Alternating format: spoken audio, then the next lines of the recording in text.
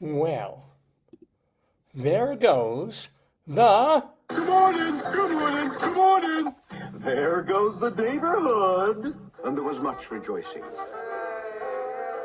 Didn't your meds kick in yet? We got David Lefker that's here. He's a Long Island arts guy. He's got his own radio show. I want you all to really enjoy a wonderful program done by a fine artist. A glorious thing of unparalleled beauty.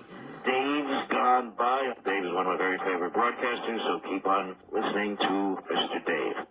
That would be me. Good morning, everybody. Happy Valentine's Day on this Saturday, February 14th, 2026. Welcome to the Daverhood for the 1020th episode of the Dave's Gone By Facebook-yo, podcast-yo, program-yo of the stream.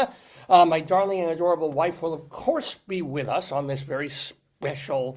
it's special like every episode is special. I don't set about making really dull, boring, pointless episodes for you, although in a basic way, all our episodes are really pretty pointless. But this one is going to be a fun one. This one we've got... We're going to share the love with you, my friends, because I love doing this show. I love the segments that we have, and we have many of the segments that you've come to love over the past 24 years here, as we've been doing Dave's Gone By. We now, of course, do it Saturday mornings from 9 until noonish or thereabouts, as we have been for well over a decade. And with all the archives at davesgoneby.com and also on archive.org. So, I'll tell you what. No, let me tell you what the show's going to be, and then we'll yak, and then we'll yammer. So here's what's going to be on this Valentine's Day. We're calling the episode V-Day. V-Day for V-Dave. That'd be me. Our Dave's Gone By episode. It's a lot of the same classic bits that we've had, and just a typical cool Dave's Gone By. For example, we will, of course, have Greeley times, because my wife and I lived for over a decade in northern Colorado, where our newspaper was the Greeley Tribune. Still, it would be our newspaper. We still live there. It's not like they've closed up shop. Here they are. Here's the classic Greeley Tribune front page from a few years back. So, the Trib, as you all know, every week has a column called Cop Log. It's based on actual phone calls that come into the Northern Colorado Police Department, the funniest, most ridiculous reasons that people are calling in for help with the police. Those go in the column in the Trib. We find the funniest ones of those and share them with you in our segment called Greeley Times. So yes, we will have Greeley Times today, as well as within that segment, we also have an elsewhere part with weird, ridiculous stories in the news from all over the country, all over the world. We will also do Dave's Big Dick Shinary, appropriate, of course, for Valentine's Day. This is where we have a random word. We've generally been using the one that is selected daily by Merriam-Webster Dictionary to promote dictionaries that nobody buys anymore. But the word of the day, the point is, I have no idea what it is. I haven't checked yet. My wife usually gets it up on her phone, and when I get it up on my phone, she smacks me. But, pardon me, I haven't talked at all this morning, really. So now it's all the the morning is coming out. Dave's Big Dictionary. The challenge is for me to talk extemporaneously about whatever the word of the day brings to my mind. It could be very direct. It could be incredibly tangential and indirect. I'm like, that word makes me think of this word, which makes me think of whatever I come up with for 3 to 5 minutes, just to talk, put myself on the grill, on the hot seat, if you will. And that's Dave's Big Dictionary. So we have that today also. We also have, I've got a Valentine Bunyan watch. Ladies and gentlemen, more than 3 years ago, I was teaching at a local university, and I had a pair of nice they're sneakers, but they look like shoes. So nice shoe sneakers that I had on my feet that I thought I had broken in. But I was teaching like 3 classes or 4 classes that semester, and I had 3 classes in one day, and was on my feet for about 3.5, 4 hours. And boy, oh boy, oh boy, there was something in that shoe that was just killing the top of my foot. Not my actual bunion, but near it. And what else do I do as an entertainer, as a humorist, as a performer, as a tireless narcissist? I'm like, let's make a segment out of how painful my foot is right now, my bunion is, because it had not formed a scab, and it was peeling, it was raw, and it hurt for like 3 weeks. So every Saturday, I would come on this show and literally take my sock off and show you my foot and the condition, the size, the tenderness, the beauty, and the horror of my bunions. So I've been doing that on and off for the past 3.5 years, long after the terrifying university bunion incident. This is a Valentine's bunion. I'm going to love my bunion today. I'm going to give it my affection, my tenderness, my care, and share it with you. Not just my right foot bunion, both my bunions, here on Dave's Gone By. Also on this episode of the show, story time. Oh, just in time for Valentine's Day.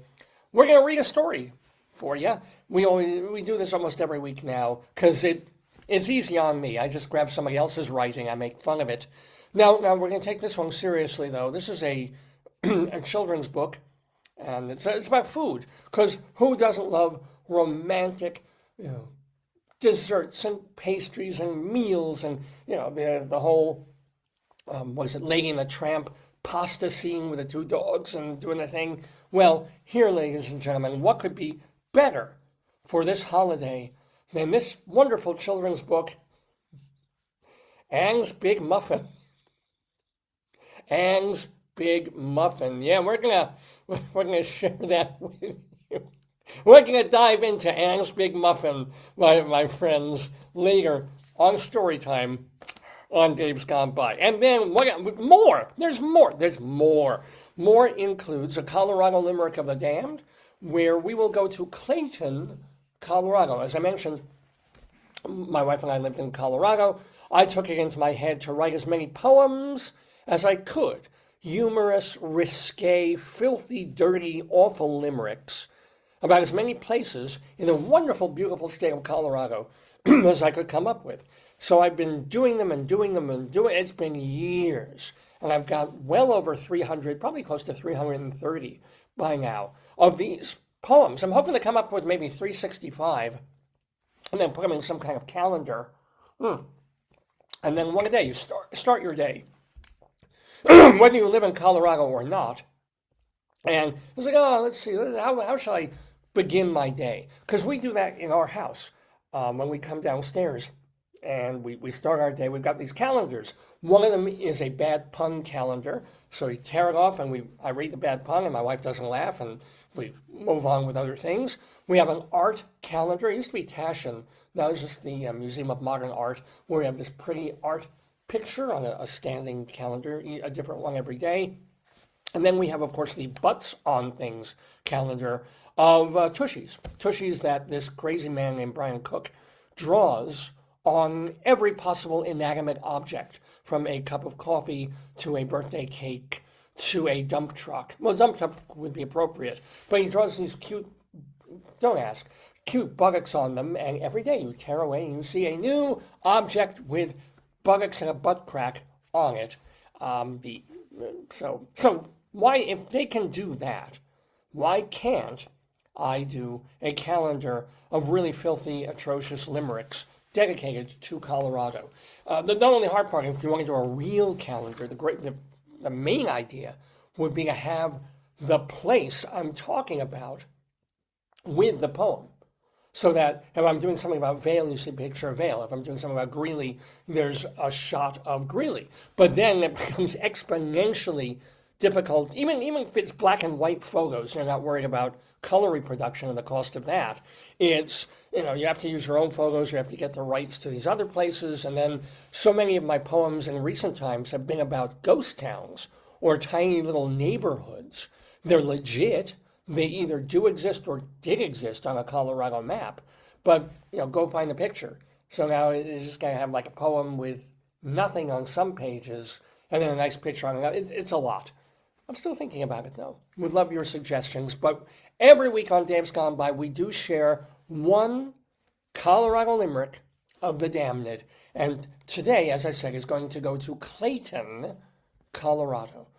Well, that's a lot for a classic, typical episode of Dave's Gone By. But we're not done yet. A couple of special things on this 1020th program. For example, Rabbi Sol Solomon will be with us. He's not doing an interview today, but he will be gracing us, if that's the term, and I'm not sure if that is the term, with a new rabbinical reflection, his 201st mini sermon that he shares with us on this program. It's a short, about 5-minute or so sermon about something going on in the world, sometimes involving Judaism, sometimes just news of the day, sometimes he's telling jokes. You never know with Rabbi Sol's rabbinical reflections, but this one is Jewish and news of the day. It has to do with one of the people that Rabbi Sol and I are not particularly happy about and have not been for many years now, an intellectual professor writer by the name of Noam Chomsky, who is very, very, very old and has long written about language and syntax and also politics. And as long as he's sticking with language, God bless him. But he's been a very kind of anti-Israel, anti-Zionist writer for a very long time. Well, turns out this past week, when the Epstein files were redacted, his name cropped up quite a bit in the Epstein files. Not that he's been out there stripping 14-year-old sex slave girls, whatever. But he was kind of confidant, buddy with the late and maligned Jeffrey Epstein. So it's kind of nice to see Noam's name, or name's Noam, being dragged through the mud a bit this week. And Rabbi Sol's going to drag it a little deeper in his rabbinical reflection, number 201, about Noam Chomsky. And if that isn't enough for a program, my friends, and don't you think it ought to be, as David Letterman would say, well, we also have one more thing. We have a song that I wrote back in 1979 when I was bursting with song, right? This was that fulcrum, tipping point, whatever Gladwell moment of me being just like this nerdy, shy, eccentric, weird kid going to junior high school, to the point of meeting some friends, a close best friend, and starting to get sparked to write for a band that I joined, and to work with him and to write ridiculous, silly, novelty, crazy songs of the kind I've been listening to on Dr. Demento since the mid-1970s. And so I started doing it, and 79 was the watershed year. I wrote the first song and then 30 or 40 more within a couple of months. Among them is one that I still love, even though I should really hate it. It's called The Worst Song Ever Written. And it's a love song, but an intentionally terrible cliche. I mean, every possible rhyme cliche, a bad analogy cliche about love and romance. It's just, I think it's pretty damn clever, especially since I was, 15 when I wrote it. So The Worst Song Ever Written, I finally, this week, got to sing it. I sang it back in the day, but I don't have a recording of that. I do have a recording now, done this week, of my brand new, brand old song, The Worst Song Ever Written, with lyrics, and I'm going to play it for you later in the show on behalf of Valentine's Day, because it is, on some level, a love song, just a really, really atrocious one. Anywho, all of that, look how much is going to be coming at you in the next 2 hours and 45 minutes of the Dave's Gone By show. I'm Dave Lefkowitz. Have been doing the program since October 6th, as a matter of fact, if we're going to be exact, of 2002. So yeah, if you want to check out any of our previous episodes, almost every single one of them is available at our archive, davesgoneby.com, davesgoneby.com. Plus, as I mentioned, on archive.org, we have a channel there with all our interviews and all our shows. Or if you're out and about and you can't stare at the screen for 3 hours, remember that you can have an audio-only podcast of this program just by going to castbox.fm. Castbox.fm. So, stuff to talk about today, but before we even get to all of these segments, a bit of things going on. I mean, everybody's just raging and angry and upset, and the turmoil and the fear. You all feel it. I feel it. Of course, I'm talking about the Sweden versus Canada curling incident at the Olympics. Did you read about this? This just happened, I think yesterday. Sweden and Canada were having at it in the greatest sport ever known to man, curling. That is, of course, the one where they take and they sweep it. You know, right? Greatest thing. I would love curling. So ridiculous, so beautiful. It's like they should really just do it on stoops in Brooklyn, and that way you get to clean and play at the same moment. But apparently, what happened? I can't even explain. We know the rules. The rules are sort of like you get the thing near the center of the hole, and then if your opponent's thing is there, you try to knock it away and get closer to the concentric circles, and all right, that's just the whole thing, right? But apparently, allegedly, Canada cheated. Guy named Kennedy cheated. Was it intentional? Was it not? How do you cheat in curling? Well, apparently, once you get the thing rolling, you're not supposed to touch the stone part of the stone. You can touch the handle, right? But once it goes past, I'm not kidding, once the stone goes past the hog line,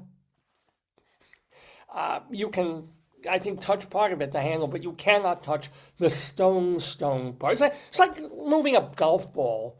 I guess you can pick it up, plunk it out of the rough, but you can't touch it in another way, or you can't knock it back and forth off a thing. I don't know. But curling aficionados are completely screaming and up in arms over the Canada curler guy tapping something, the stone. And then worse is that the officials didn't call it. The officials looked the other way, didn't see it, didn't care. They assumed Canada was going to win anyway, and so it just, and Canada got the win. And then Sweden was like, oh, no. And literally, like the Swedish was calling at the Canada guy using foul language that got picked up on the Olympic coverage. As I was like, fuck you. It's great conflagration of the kind that you expect to see, football games, really hotly contested basketball and Yankee games, but this is people who have to find something to do during an 8-month winter, like we seem to be having here in Maryland. Just coming out there with brooms, and suddenly it's like, you don't it's past the hog line, motherfucker. I'll get you. It's like, whoa, and they're literally now there's apparently a giant curling organization that is getting involved, and they're saying from now on, for the whole rest of the Olympics, we're having our special overseer judges looking at carefully all the live play and the instant replay, the video of the curling, to make sure there's no hanky-panky, no hanky-Canadian panky going on. And just the weird part, and I wish my wife were here for this, because the weird serendipitous part is that my wife and I were going to talk about a documentary that we saw just this past week on, I think it was Netflix, not BritBox, it was Netflix, about Judit Polgar, the chess player, one of the greatest I know this is sexist, one of the greatest women chess players of all time, and up there with some of the greatest chess players of all time. So we saw, and I was going to talk about this anyway, because chess is the word, as you heard. And my late grandfather, on my mother's side, my grandpa Morris, was an addicted, inveterate chess player, whose one big claim to fame in life, besides having Mom and my Aunt Esther, and through them, me, his only other real claim to fame was being, trying to move in chess circles, getting to play at one point Bobby Fischer, and almost tying him. Didn't do it. Didn't actually get a tie with Bobby Fischer, which would have been apparently something. But a move or two, a mistake away from drawing Bobby Fischer in a game. You live on that for years if you live for the game of chess, right? So chess was a big thing in my family. My dad liked to play it. One of the earliest things we got him, not earliest, but when it was first available, we bought him for his birthday. It was probably about $50. Was one of those magnetic digital chess. I think it was decades before AI, and you can just get on any website and play chess against the computers. This was like, you bought this, and it had a computer in it that knew chess moves. And you could do different levels, basic and intermediate, and it was like, woo! And he enjoyed that a lot. And it was, I played chess. I sometimes enjoyed the game, but I don't have the mind for it, and I lose, and then I get really angry because I'm not a good loser. So chess has not been the best possible game for me. But it was what we wanted to talk about of this documentary about this Russian woman, Judit Polgar, who tried to come up in the ranks. Jewish family, by the way, and her father was like, you know what, chess is going to be your thing. You're going to, and he literally, much of the film is not even so much about her playing games and rising through the ranks, but the way her father groomed her to be a chess expert is kind of like other dads who get kids ready for the Olympics, dads and moms, or like the dance moms. It was like, this is going to be, you practice 6 hours a day. You don't go out with your friends. You practice X amount of hours a day, then you study, then you do this. And her dad was like that. He's like, look, if you're ever, this is the way you're going to move forward. If you take the chess, you're taking the chess, your sister's really good at it too, you're both going to be brilliant at chess and go to these tournaments and live your life, eat, sleep, and breathe chess. And we're talking about girls who are like 5, 6, 7, 8, 10 years old. Right? But she, even more than her sister, who wins some tournaments, she's got like the gift. She's got that thing of seeing 14 moves ahead, of being able to memorize openings and strategies, and etc.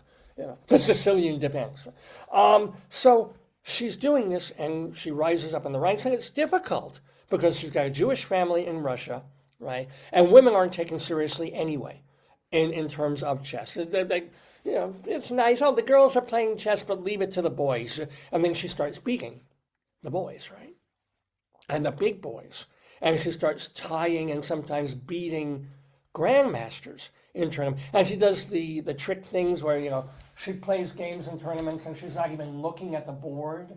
Like she's blindfolded or turned away and still calling out the moves and still waiting. It's that level of wanting to move toward masterhood and grandmasterhood in chess. And the big story of the film is that arguably the greatest chess player of all time, not Bobby Fischer so much, is Garry Kasparov, right? And I remember the other part of this was remembering the great PBS coverage. For those of you who had Channel 13, for those of you who lived on the East Coast, you know what I'm talking about if you're my age. Shelby Lyman, who was the New York Post chess columnist, hosting on local, like Channel 13 TV, coverage of a chess match that was going on thousands of miles away. and just getting phone calls and telegraph messages of what the moves were. And he'd stand by this board. It wasn't even a digital board back then. This was back in the day when, like, Jeopardy, if you watch Jeopardy on TV, they have the checkerboard things, and they just pull paper slots because they weren't doing it by video. He would have a felt board up there with the pieces, the chess pieces, stuck there on Velcro or felt, and then move them, and then put them back in the right order, and then he would talk to the panel, and a panel of great chess players and grandmasters like Edmar Mednis, and ask them their opinion. Well, what could Karpov do now? There'd be Samuel Reshevsky or whatever his name was in the thing. Well, if he goes here, this could happen, but he could mount a great defense. So it's like, and this would go on for like 3.5 hours because the games, chess games could go 2, 3, 4, 5 hours. And Shelby would be there indefatigable, like this nutty college professor with Brillo hair way beyond anything I could ever accomplish, with his little pointer pointing at rooks and knights and pawns and things, and could go, this is wonderful television, right? It's real. We don't need... when you watch baseball, we don't frickin' need every pitch where they have a digital thing that shows the ball with a light and its trajectory and its speed over the plate and 10 instant replays and 16 different angles that still don't show you in a football game whether the guy is actually over the line with the touchdown or not, if the ball is down or if it popped out it's just so ridiculous much that you don't need. I still most of the time prefer listening to sports over the radio, but chess, it was glorious. It was just people talking about a move for half an hour. And sometimes when things got dull, they said, do you remember that great game that, Spassky played against whoever it was back in that was a game, and they went four things into the match. It's wonderful. And there's, unfortunately, because this is also back in the day when tape was expensive and things got wiped or lost and or so forth. So there's very, very little footage of Shelby Lyman and the gang doing their chess thing. There's a little bit on YouTube that you can see. There's one episode of like a later match than the Fischer's Spassky thing that really attracted and became something of a phenomenon in the Northeast. It made all these people, particularly Shelby Lyman, something of local TV legends. My darling and adorable wife. I heard you talking about the chess. I had you in another room. This is my wonderful, amazing, happy Valentine's Day, wifey.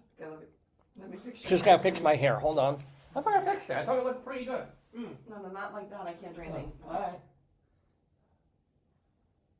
She's fixing my hair, my folks. Hold on. My folks. My folks. All right, now we're talking. Ooh, that feels good. Now she's wiping off the dandruff. Better? Yeah. Yay. So, and my wife got me this lovely Valentine's Day card over there that says, I clucking love you. Did you show them your new friend? Oh, no, I haven't even gotten to that yet because I'm talking chess. Because I'm wanting. It's perfect that you came in just this moment. Yeah, okay. Because I was talking about the. I heard I didn't know that the New York papers had a chess reporter. Yeah, well, it wasn't so much a report. Well, no. What Shelby Lyman would do in the New York Post was he would have a chess challenge, like again, White to Mate in 3. And can you figure out how he does that? And then he also talked about classic chess matches. It's amazing that a New York American newspaper would have a chess column. Do they still have it? Oh, well, Shelby's gone and that. No, but like another. It would be nice. I think maybe one or two paper, but people go to specialty places for that now. But it was great. It was Maybe the chess scene is reviving. We don't know. maybe it would be cool. It probably is because there were some movies about chess not that long ago. What was it? Searching. Well, there was Searching for Bobby Fischer, and then there was another one about a girl. There's a Just a couple years. one, but the chess is it's the series of 4 something set of 4. It's like a fake thing where a guy constructs this fake like leading group, international leading like group of people who do evil, and then they meet at chess places because they're chess players. Whoa, okay. I guess you rooked them into it. Ha ha ha! Thank you. It's going to be my kind of night. I didn't mean to pawn that joke off on you. Just makes me feel like a king. All right. Hey, I'm in Maryland. I'm not in Queens. Since you're doing nostalgic stuff on TV and paper. Oh, yeah. And, of course, one of the lovely pre-Valentine gifts that my wife got me this past week. You might have to shut the light. I can do this one. I don't want to turn it right back on. So here, a crackling... in your hands. Yeah, a crackling, roaring... Oh, there it goes. Yule Log fireplace, ladies and gentlemen. Isn't that lovely? Don't you feel warm and toasty all over? I know I do. Hey, this is really cool. This is just so... Because that's also TV nostalgia. That's what, like, was it Channel 9 or 11? 11, PIX, Channel 11. Well, you know from the book, they started here. I'll give you the... Remember the story of, like, when they started? Oh, yeah, please read, please. I'm going to give it to you. Because you have the glasses. My glasses aren't on. So, I have a pair, but... I'll give it to you. Hold on. I got to find the right section. But we'll get back to the chess. But another classic New York ridiculous thing was PIX 11 back in the 70s. We have 60s? Wow. A Yule Log video could be seen playing on TV screens across America. In 1966, a big executive at television station WPIX had a great idea for how he could give his workers some time off around the holidays and bring some free holiday cheer to the city. So he conceived a 17-second long video with music on a loop that would play, I guess the music wasn't on a loop. The video itself, he just played Christmas music during late and early morning hours on Christmas Eve and Christmas Day. It gave newscasters some time off and allowed those who didn't have a fireplace, because if you're in Brooklyn and Queens, you have an apartment with 30 floors in it, you didn't have a fireplace. And in the middle of horrible December snowy weather, you put on the TV, you felt a little warmer. It's cozy, right? Yeah. Exactly. That's the word. That's literally the word they use. But cozy. We don't know who the executive is. Does it say? No, it doesn't actually. Well, you could probably find on your WPIX. phone. Yeah. Okay, you talk and I'll look, honey. So for 23 consecutive years, it was rebroadcast. They reshot the video in 1970 to full 70 minutes of fire instead of looping the same 17 seconds over. And then idiots canceled the Yule Log in 1990. But people brought it back in the late 1990s. Who was the WPIX executive who invented the Yule Log on TV and the fireplace? Fred Thrower. Fred Thrower. Yeah, here, I'll give you the... Yeah, throw him some love, man. Some Valentine's Day love. Even this is a Christmas thing, but let's see. Origins. Fred M. Thrower, he was the CEO of WPIX, and it was inspired by an animated Coca-Cola commercial from a year earlier that showed Santa at a fireplace. Oh, I remember that. He was in front of the fireplace drinking Coke, yeah. Yeah. The original program was filmed at Gracie Mansion, the mayor's house, really? with John Lindsay was the mayor at the time. Oh, wow. I didn't know that was just like a stock photo. And they actually canceled $4,000 worth of ads that night to be able to just... Wow. That's nice, you know? Charlie Whittaker... There was a lot more probably, you know. Well, now it'd be, God knows, it's $4,000 a second for advertising. This is kind of cool. Thrower and programming director Charlie Whittaker selected the music, which was based more on easy listening versions of class. So it was like Percy Faith doing Joy to the World, Like Nat King Cole, not like Montalbani. Yeah. Excited, yeah. What? What's funny? This is great. Oh, fabulous story. During the filming, producers had to remove a protective fire grate so that they could show the thing. A spark damaged a nearby rug and caused $4,000 worth of damage. But it was a huge success, and it ran and ran. Yeah. So yeah. So anyway, and now, And no other stations do it, right? well, now, of course, this thing says, They copy. the book says, you can go on YouTube and literally find more than 100,000 Yule Log videos, from crackling fire, like this one, What's legacy? to Christmas tunes, to every other possible kind of music that you could imagine. So yeah. So in what?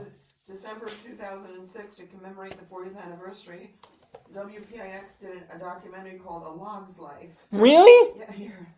Oh, we got. I'll see if we can find that on YouTube. I can't watch it now, but it's hosted by Kaigi Tong and Jim Watkins. Oh, I want this. Maybe it's like an expose, you know? Oh, how I love it. I love it. And believe me, that was the only Christmas thing I liked when I was a kid because I was Jewish. David, maybe they'll bring it to Netflix like they did your chess show, you know? Wow, the Netflix Yule Log. I'm gonna look into that. What is it called? The Log Life? Well, actually, you know what? On our Samsung TV thing, I'm sure, I haven't looked for it, of course, but one of the channels during the holidays is A Fire with Christmas. It just makes sense. Easiest thing in the world to program. Show fire, a pretty little crackling fireplace for 12 hours, 48 hours over New Year's, Christmas Eve and Christmas Day. What could be better? Here it is, ladies and gentlemen, the Yule Log. See if you can find the original. This is, no, this isn't the Yule Log. This is the special. Oh, how long is this documentary? It's an hour and 1 minute and 5 seconds. Which means they probably stretched it to a 90-minute time slot.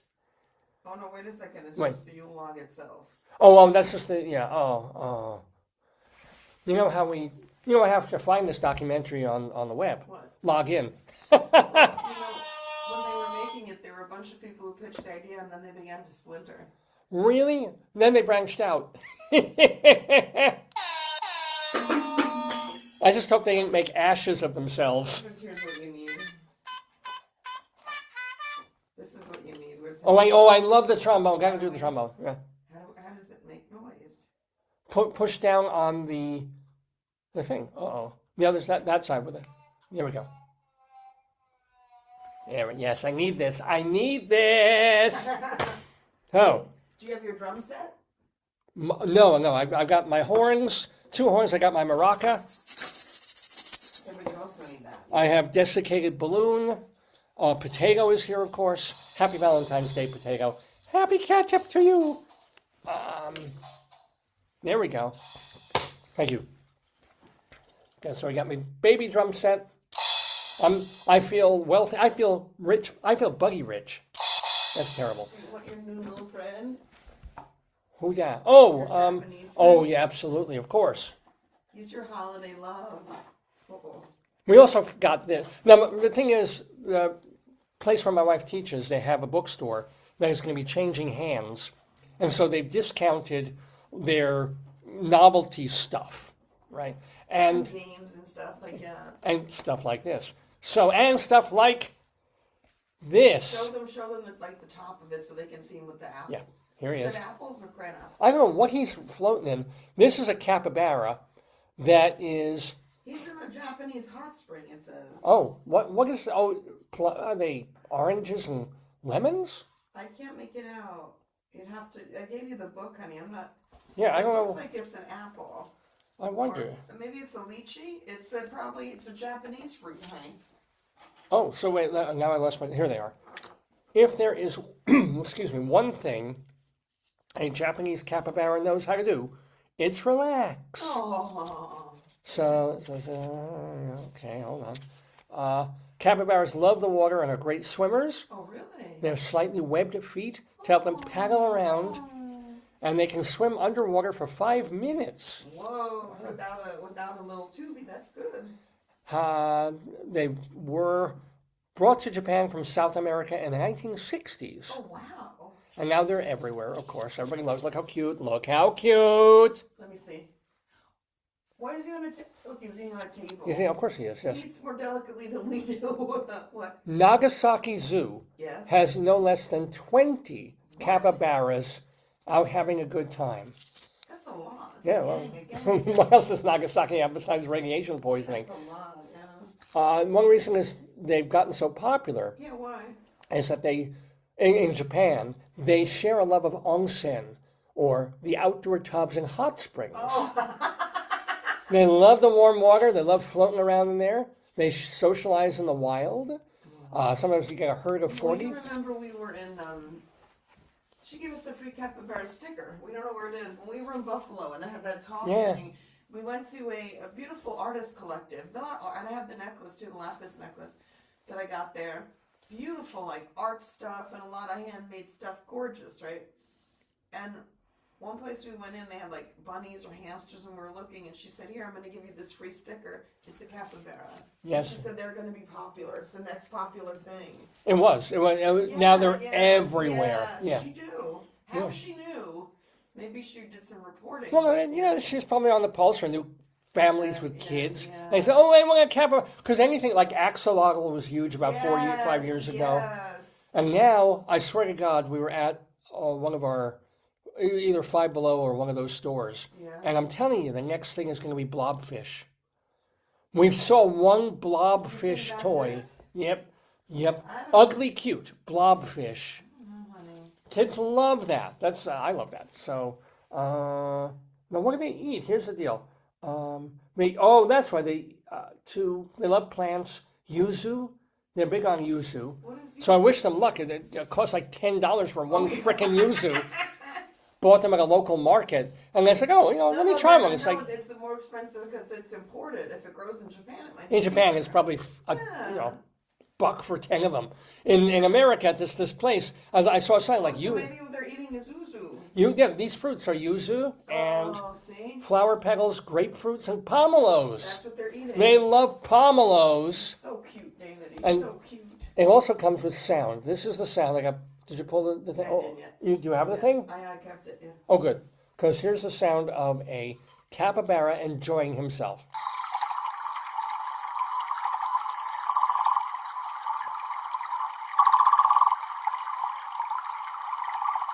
You figure it's more of a chipmunk noise, right? Yeah. Don't worry, be cappy.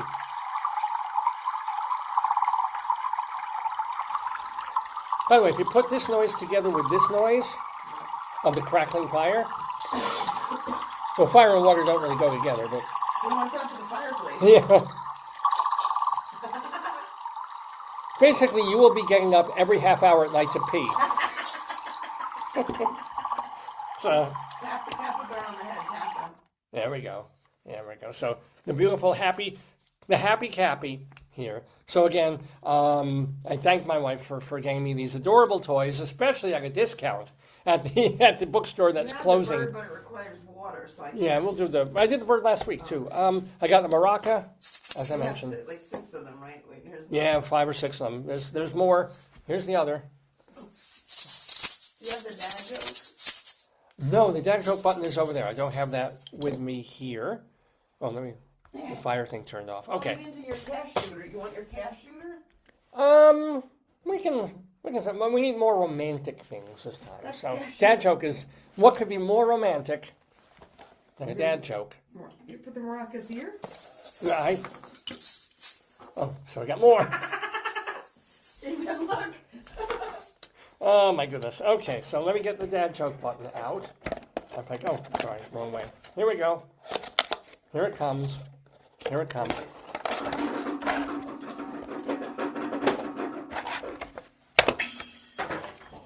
balloons look good still. Some of the goldish kind of flavored ones or colored ones, they have to probably go. They gotta go, yeah. Yeah, I think one of your Valentine's Day things fell on the floor. I see it. Oh no! What? See down there. What is that? Oh. I don't know. Oh, I think that might have been. Oh well. If you ever want me to just take off some balloons and organize it, I can. Yeah, well, as we. So, what? You say you wanted to hear a dad joke? Oh yeah. I saw a man standing on one leg at an ATM. I asked him what he was doing. He said, "Just checking my balance." Yeah. Yeah.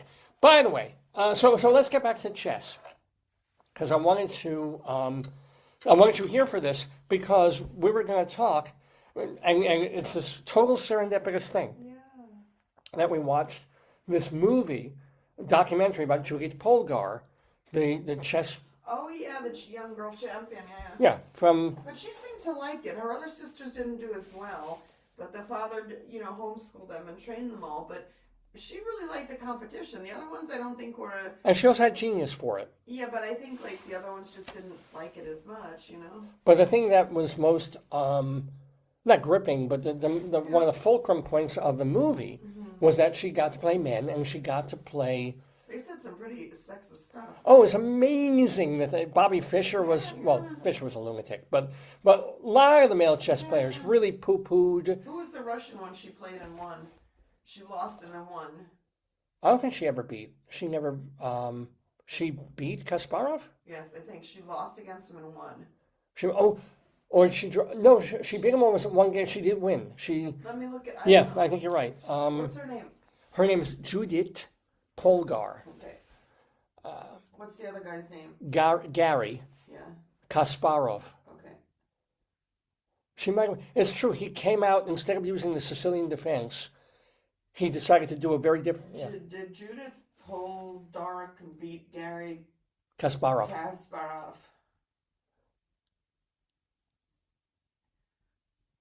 It says she defeated him. She did win that one game. That's right. I don't understand the language. We saw the film. That was the thing. He was so used to countering her usual opening move. And then she became one game very aggressive. One game he decided to change up strategy of defense. He usually did the Sicilian defense, right. But he did something. But she just was more aggressive, and he wasn't used to that. He wasn't expecting that from a girl. I think the first time she said, it's like the Olympians. They often say, when you're playing against somebody who is your hero, it messes you up mentally. You feel like, I can't beat them, they're the best, because they're your hero. And when you beat and then when she realized she could actually win the game, she became more aggressive playing. Yeah. And she also knew, he trained her for a bit, or they holidayed together. I mean, they became, in a strange way, friends. But then she knew she got older and better. Yeah. Right. And he was still pretty much top of his game, but at a certain, finally, after drawing a game, or nearly drawing, she finally beat him. Yeah. And there's certain points where she's like, you know what? I think when she went she went to his chess camp or whatever, I think she just felt, he's a human being. So she got rid of him thinking him like a chess god, and said, he's just a person who plays chess. Then I think she was able to, yeah. I still think, great as he was, he's still alive, by the way, but great as he was, if he had done another Sicilian defense, she probably would have just drawn him. But because he decided to change his counter strategy, I think that, and then she became aggressive, I think that was the one thing that really knocked him out in that one game. But the story, thank you. But the story of the film leading up to all that is one of their early matches. Yeah. And he's beaten the hell out of her. Yeah. He's winning handily. But she refused to draw, right? Well, you don't remember, because I was talking about this yesterday in curling at the Olympics. Did you see Snoop curling? Oh, tell. He's like a string bean, and it looks like a praying mantis. Like, he's all hunched, and he's like bent over, and he's like, take a picture, I look good. I'm like, oh no. Yeah, it's like, it makes sense that Snoop would be curling because he's near all these stoned people. But there was a guy, I mentioned this before you came in. Oh my God, this controversy now between Sweden and Canada. Oh no. Lovely. And apparently, allegedly, the Canadian guy, the guy Kennedy, was doing a thing and touched the stone once it went past the hog line. Yes. What does that mean? Past a certain point where you're allowed to touch like the handle, but you can't touch the stone thing. and the officials didn't catch it. It's like the Fisher guy when he lifted the. It was Kasparov. It wasn't. It was yeah. He let go and then he picked up. Yeah. See, if we didn't have video, it would be harder. Like, why don't they just look at the video? Well, what happened was they looked at the video, or they are still looking at it, and the World Curling Federation is now making sure that there's adjudicators and special people looking after every single curling match from here on in. What happened? Did they? No, they didn't take away. They can't. Well, they've taken away medals, Olympic medals before. Yeah, true. What happens if it's like a drug test thing or something? They find it. Why can't I? And I never understood this. If you get the bronze or the gold and it's a fake, can't you keep yours and give somebody else the same? Right? Like, I would say you keep the bronze and they get the bronze too, right? Oh, I don't know if they. I doubt they can. I don't know if they can. So who won? Canada or Sweden? Canada won. And Canada cheated? Whether intentionally or not, they allegedly, apparently, did a touch when the thing was past the hog line, which, by sheer coincidence, aped the same story we saw in the documentary of Kasparov making a move in this game that he's winning. He didn't get punished either. Right. That was the thing. So then why even have rules then if you're going to let people cheat and win? That's not for the opponent. Well, no kidding. And that's why the whole curling community, all 5 of them, are really up in arms over this. It's sort of like, how dare Canada? I mean, it's not been a good week for Canada. They had some kid, transgender kid, shoot up 8 people. Well, I told you what happened. My friend in Colorado, she's lovely. She went to go to the Olympics. It was older Olympics. And they said to her, you can go to the sport you want, but you also have to go to curling. And she loved it, but she was like, they would give you tickets to the other thing, but you had to be a seat filler. Right. And she enjoyed it, but she said it was pretty sparse in the audience. Maybe now it's better. Now it's better. I mean, I think curling has gotten a certain level of. Is there any follow-up? Here, please, here, you can check, please. So look for Curling Canada. It will be the top story. Look for news and see what the ramifications are. Of course, I'm really concerned that's not fair. Of Captain Kennedy. What is the issue with the curling between Sweden and Canada in the Olympics? Oh, it says here, Canada and Sweden curling teams hurl swears at each other. Yes. Curse words fly. Herge. Hey, go puck yourself. Spicy allegations of cheating and profanity. Oh, wow. Yeah, but I mean, that's not. Which is better, ESPN, NBC, or National Post? Well, try ESPN. I mean, it's the sports. It's a sport, I guess. I don't know. Look at that. But they curse. Well, the Canadians could do French and English. The Swedish that would do Swedish. Yeah. Well, Swedish would be speaking English too. I have to write my friend in Sweden. That's terrible. So Canada's Mark Kennedy got offended when he was accused by Swedish rival Oscar Eriksson of double touching. Oh! And let me tell you, all of the people in the Epstein files were accused of double touching too. Touching the rock again after initially releasing it down the sheet of ice. Isn't that wrong? Yeah. And Canada won the 8-6. Oh. Would that have... If they took out that play, would it have...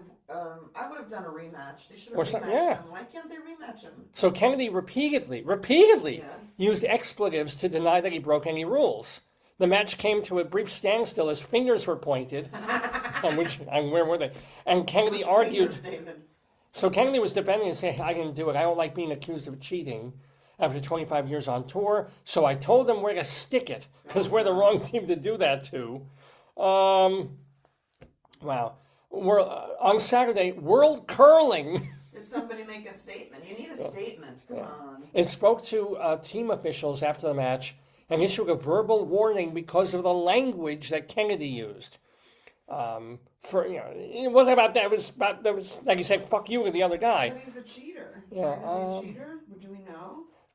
Well, I don't know. Replays appeared to show Kennedy releasing the stone using the handle, this time touching again, and then touching again, this time on the granite, not the handle, with an outstretched finger as it approached the hog line, which is not allowed. Oh, no. In the early ends of the match. So the thing about Polgar and Kasparov is that she noticed Kasparov touching the Yeah, piece. yeah. No, she kept looking at the cameras. Yeah, she kept looking for an And the official to camera say, guy, remember did the you see camera- this? Did you see The camera this? scene was Spanish. They were away. Yeah, yeah. Mhm. They had left the camera on, which is good. So and she's even at that much time, when you think of the camera, she's just looking for an official to call him out. Because she's saying, I see this. If I say it, I'm like a young girl. But an official, like a referee or someone, should call it. No one right? called it. And because she didn't call it until after the match was over, Yeah, yeah. it didn't matter. I mean, Yeah, even yeah. if the replays, which they had the cameras running and they had the replay. Should the Swedish team should have stopped and said it? Did they do it during the game? I mean, during the match? What is it called during the... Well, in the early ends of the match, Sweden notified the officials of their complaints. Yeah. So, an official then remained at the hog line for 3 ends to monitor Canada's curlers, but no violations were recorded after that. Right. Yeah, of Yeah. course. And curling does not, I repeat, does not use video replays to review game decisions. Why not? Because video wasn't around when curling was invented. But they should, because obviously it would have helped them solve this. I know. But do they have the video? It looks like... Oh, sure, they'll have video, but you can't. It's not there. You know, even football only instituted maybe 20 years ago the idea of a replay being used by officials to check their work.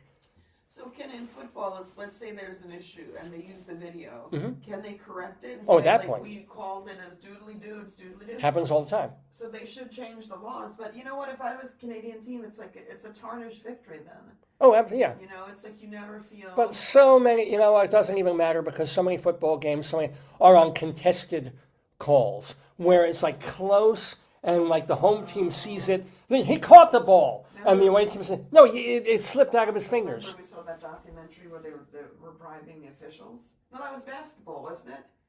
It's every frickin' No, we were sport watching now. a documentary and they bribed the referees and they would find the games with certain referees. Well, it's soccer. on, It was they would football. They Yeah. would get like better score. I mean, like, geez, Louise. Yeah.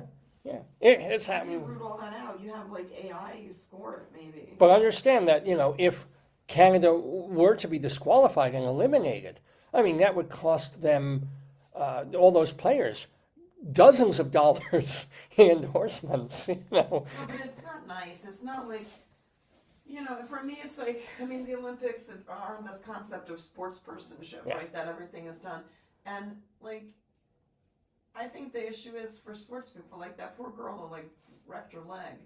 Like, I think sometimes in the Lindsey heat of Vonn, the yeah. moment, you're careless, like, so in the heat of the, maybe 100 billion times he never did that. Right. But that one time you just, and like even the chess guy, maybe you don't think it, you just He's do not it. even, he's like, and he realized what happened was he was winning, Kasparov was, Yeah, yeah.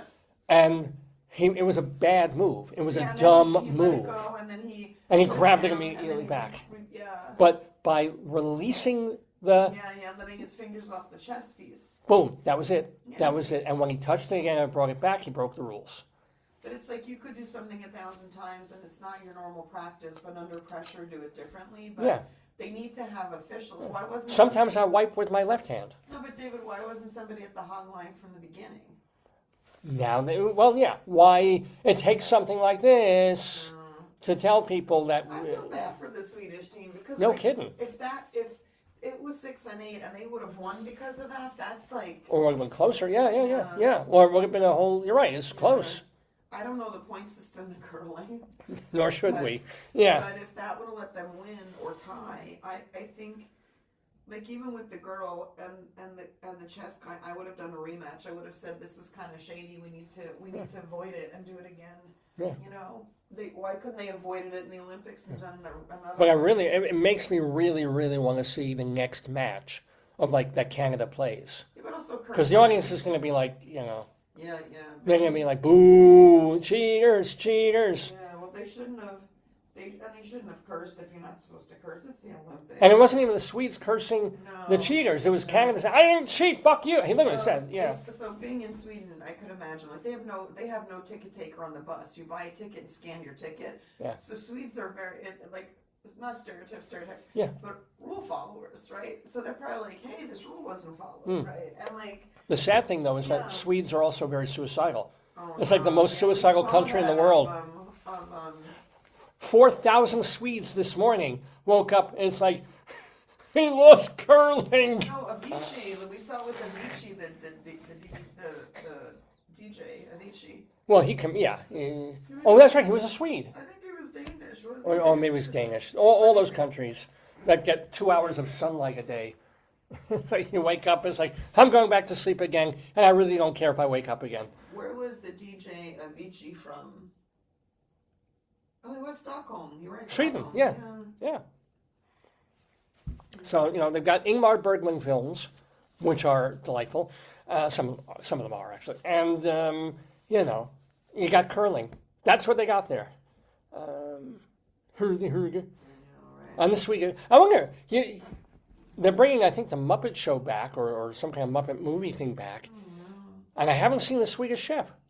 I get the feeling that he popped a little arsenic into one of his donuts or something, and then he's gone. Oh, no. Yeah.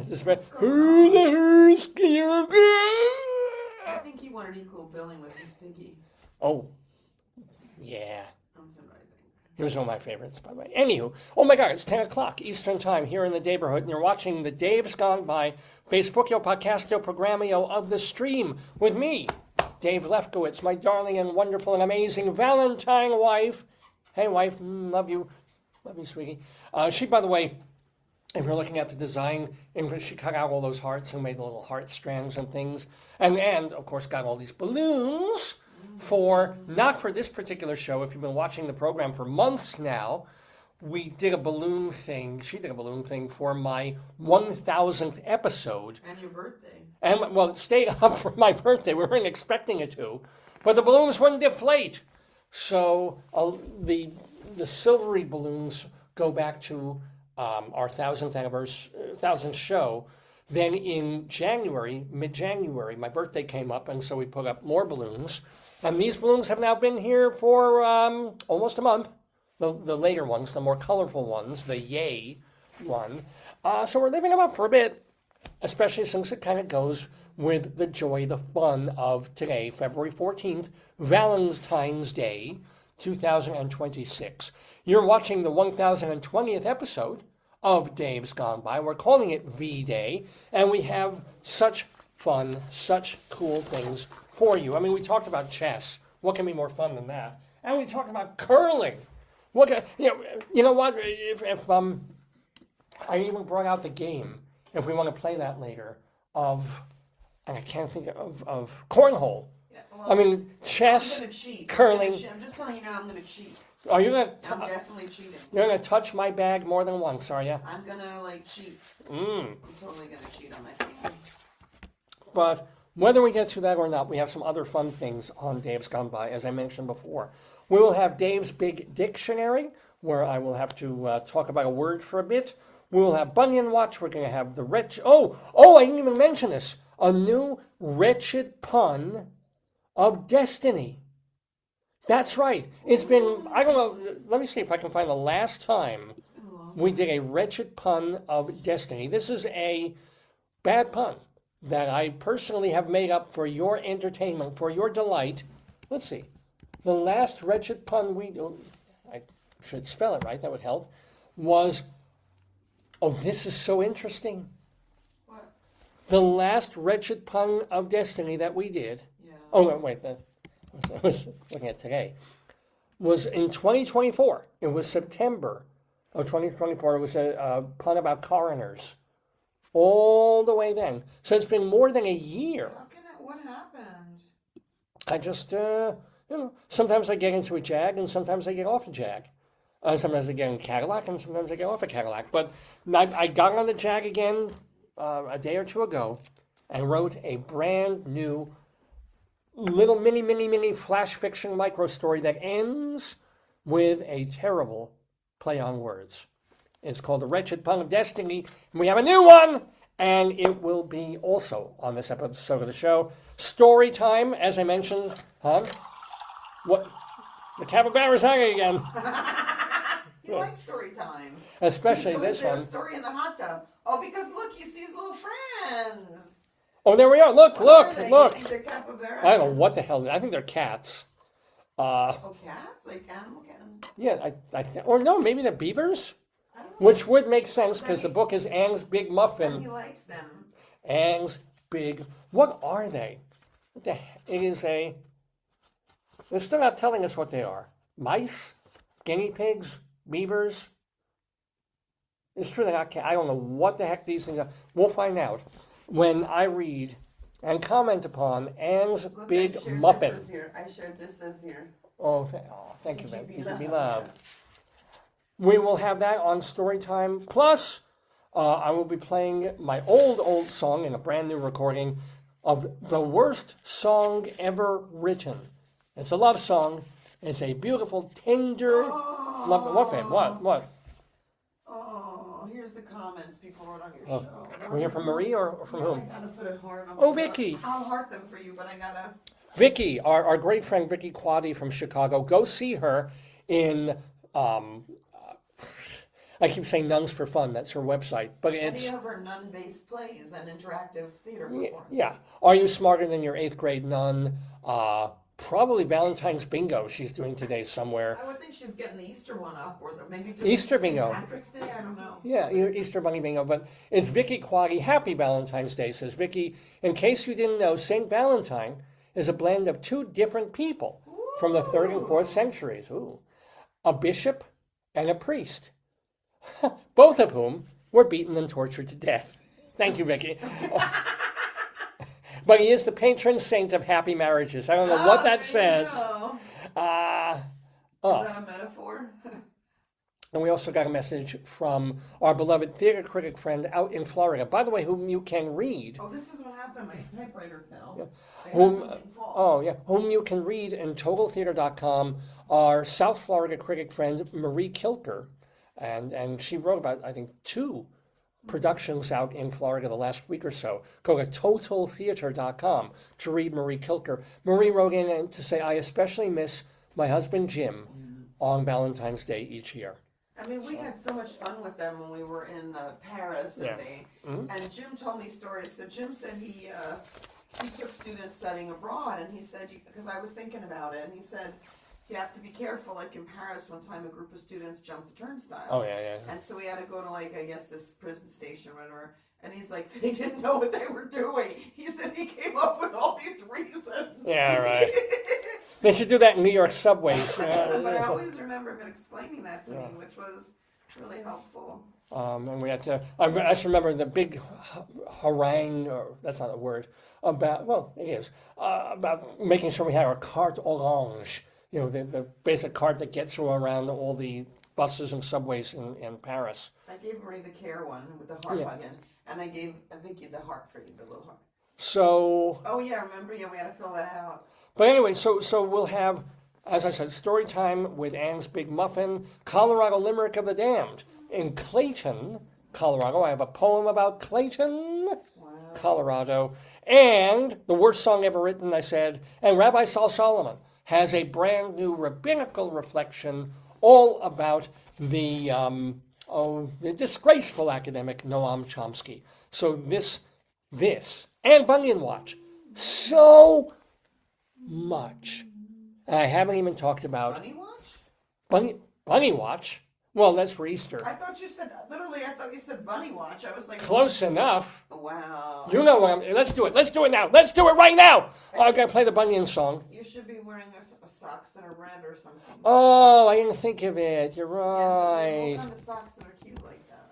So, well, here's New Orleans Willie Jackson with our Bunyan theme. What the hell?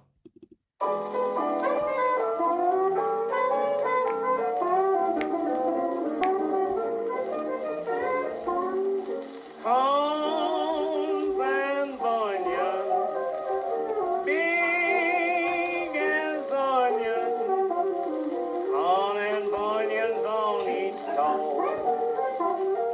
Wished I had no feet at all, I'd be satisfied to grow. When a cone gets feeble, they ain't no use to frown. Oh yeah, nobody's frying now. It's Valentine's Day. I like those pants too. It's a great color combo. Yeah, I'm looking good. I'm looking sharp, You baby. match the intensity of the pants and the shirt. That shirt's a beautiful color. Yeah. Be careful. Oh, yeah. Oh, you're using the good, that's the right color. I'm using the Valentine Maraca to show off Indicate. the color. I'll pull this down a little bit. It makes my life easier. Here is my right foot bunion. Whoa, it's red, honey. Oh, yeah, look at that. Look at that, baby.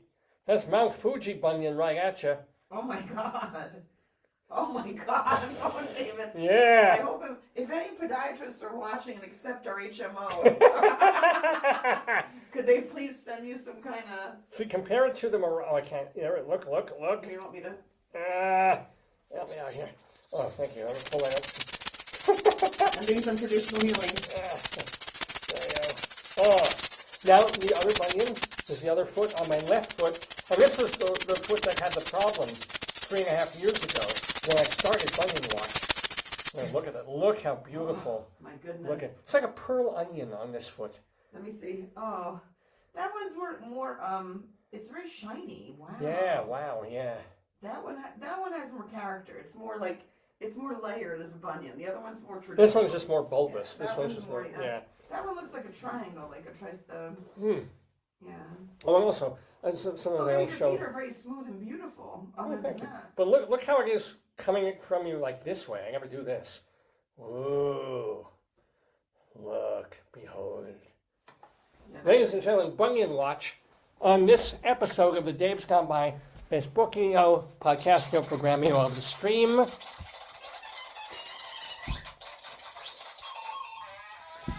why don't you eat some of the Pez from that? I know I'm touching on the wall. You'll be high. It's like your ayahuasca. You get the Pez dispenser, but the Pez are like 2 years old. You could, David, you have like some ayahuasca experience. Oh, yeah. I never. Did you like Pez when you were a kid? I never did. Like they gave it to me, and I was fascinated by the mechanism. I was like, how do the candies come out of there? Like that was my thing. My grandmother, I mean, God bless her. When I was sick as a child, she's like, "What do you want?" And there was an A&P, A&P supermarket. Oh yeah. And she would get me carrot slice, celery slice, and olives. That's what I ate when I was sick. I didn't like junk food, but it wasn't like anyone encouraged me to eat differently. I mean, I had a kid in grammar school. He was diabetic, but we didn't know. Nice. And he was the only person allowed to take out food during class. So we were like, nah, but they didn't explain why. So they just said he can take out food. And he hated it because he had to eat like all these healthy things. And I was like, you envy him eating celery? And I looked at it, and I was like, whatever he ate, it looked good. I was like, I'd love that, But I never liked. On Halloween, I used to take my candy and give it to my folks. I didn't want it. Yeah. Wow. And but if someone gave you an apple, you would eat it, or a. I don't know where I got that. Maybe preschool. I mean. Wow. I remember. Did you like salty snacks and just not sweet, or not snacks? No, any vegetable. Like I remember, one time my grandmother used to tell the story. We went to like a rest stop. When you're driving, we're going to Florida. Yeah. And I wanted a big bowl of salad. Like they have that huge salad. At rest stops? Yeah, and it was a salad. And then, or maybe it was like you said at the diner, like. Yeah. And the lady said, "Do you want a small or large?" And I said large. And then she looked at my grandmother and said, "Does she want a small or large? She's not going to eat it." And my grandmother said, "Oh no." Oh, she'll. And then they brought the large one, and I ate it. And the waitress was shocked because I guess most kids didn't want it, but I wanted. You wanted that salad, yeah. Nothing better than a gas station salad. I was like, no, the big bowl. The big bowl, oh yeah. I was like, I want the big bowl of salad. Yeah. I mean, no, I like salad as long as it's a side. Salad is something you have along with that gets you. Because you were raised by people who experienced poverty and they wanted meat as a substance. Yeah. So I never had that experience of like poverty in that way. I think when you're raised in poverty, you don't. Well, I was not raised that they were, experienced poverty. Yeah. I was that's not. The Thank God. difference. No, you didn't, but people who did, and I think it's different if you don't have money, you think, oh, you ought to have meat and stuff like that. It's a class-based process. Right. And then it's also more expensive for vegetables and stuff, but I think it's a. Wasn't back in the day. Meat was always pricey, and then vegetables some were meat. Too. Were they? Yeah, I think so. I think. Well, I don't know. I think everything's jumped up so high.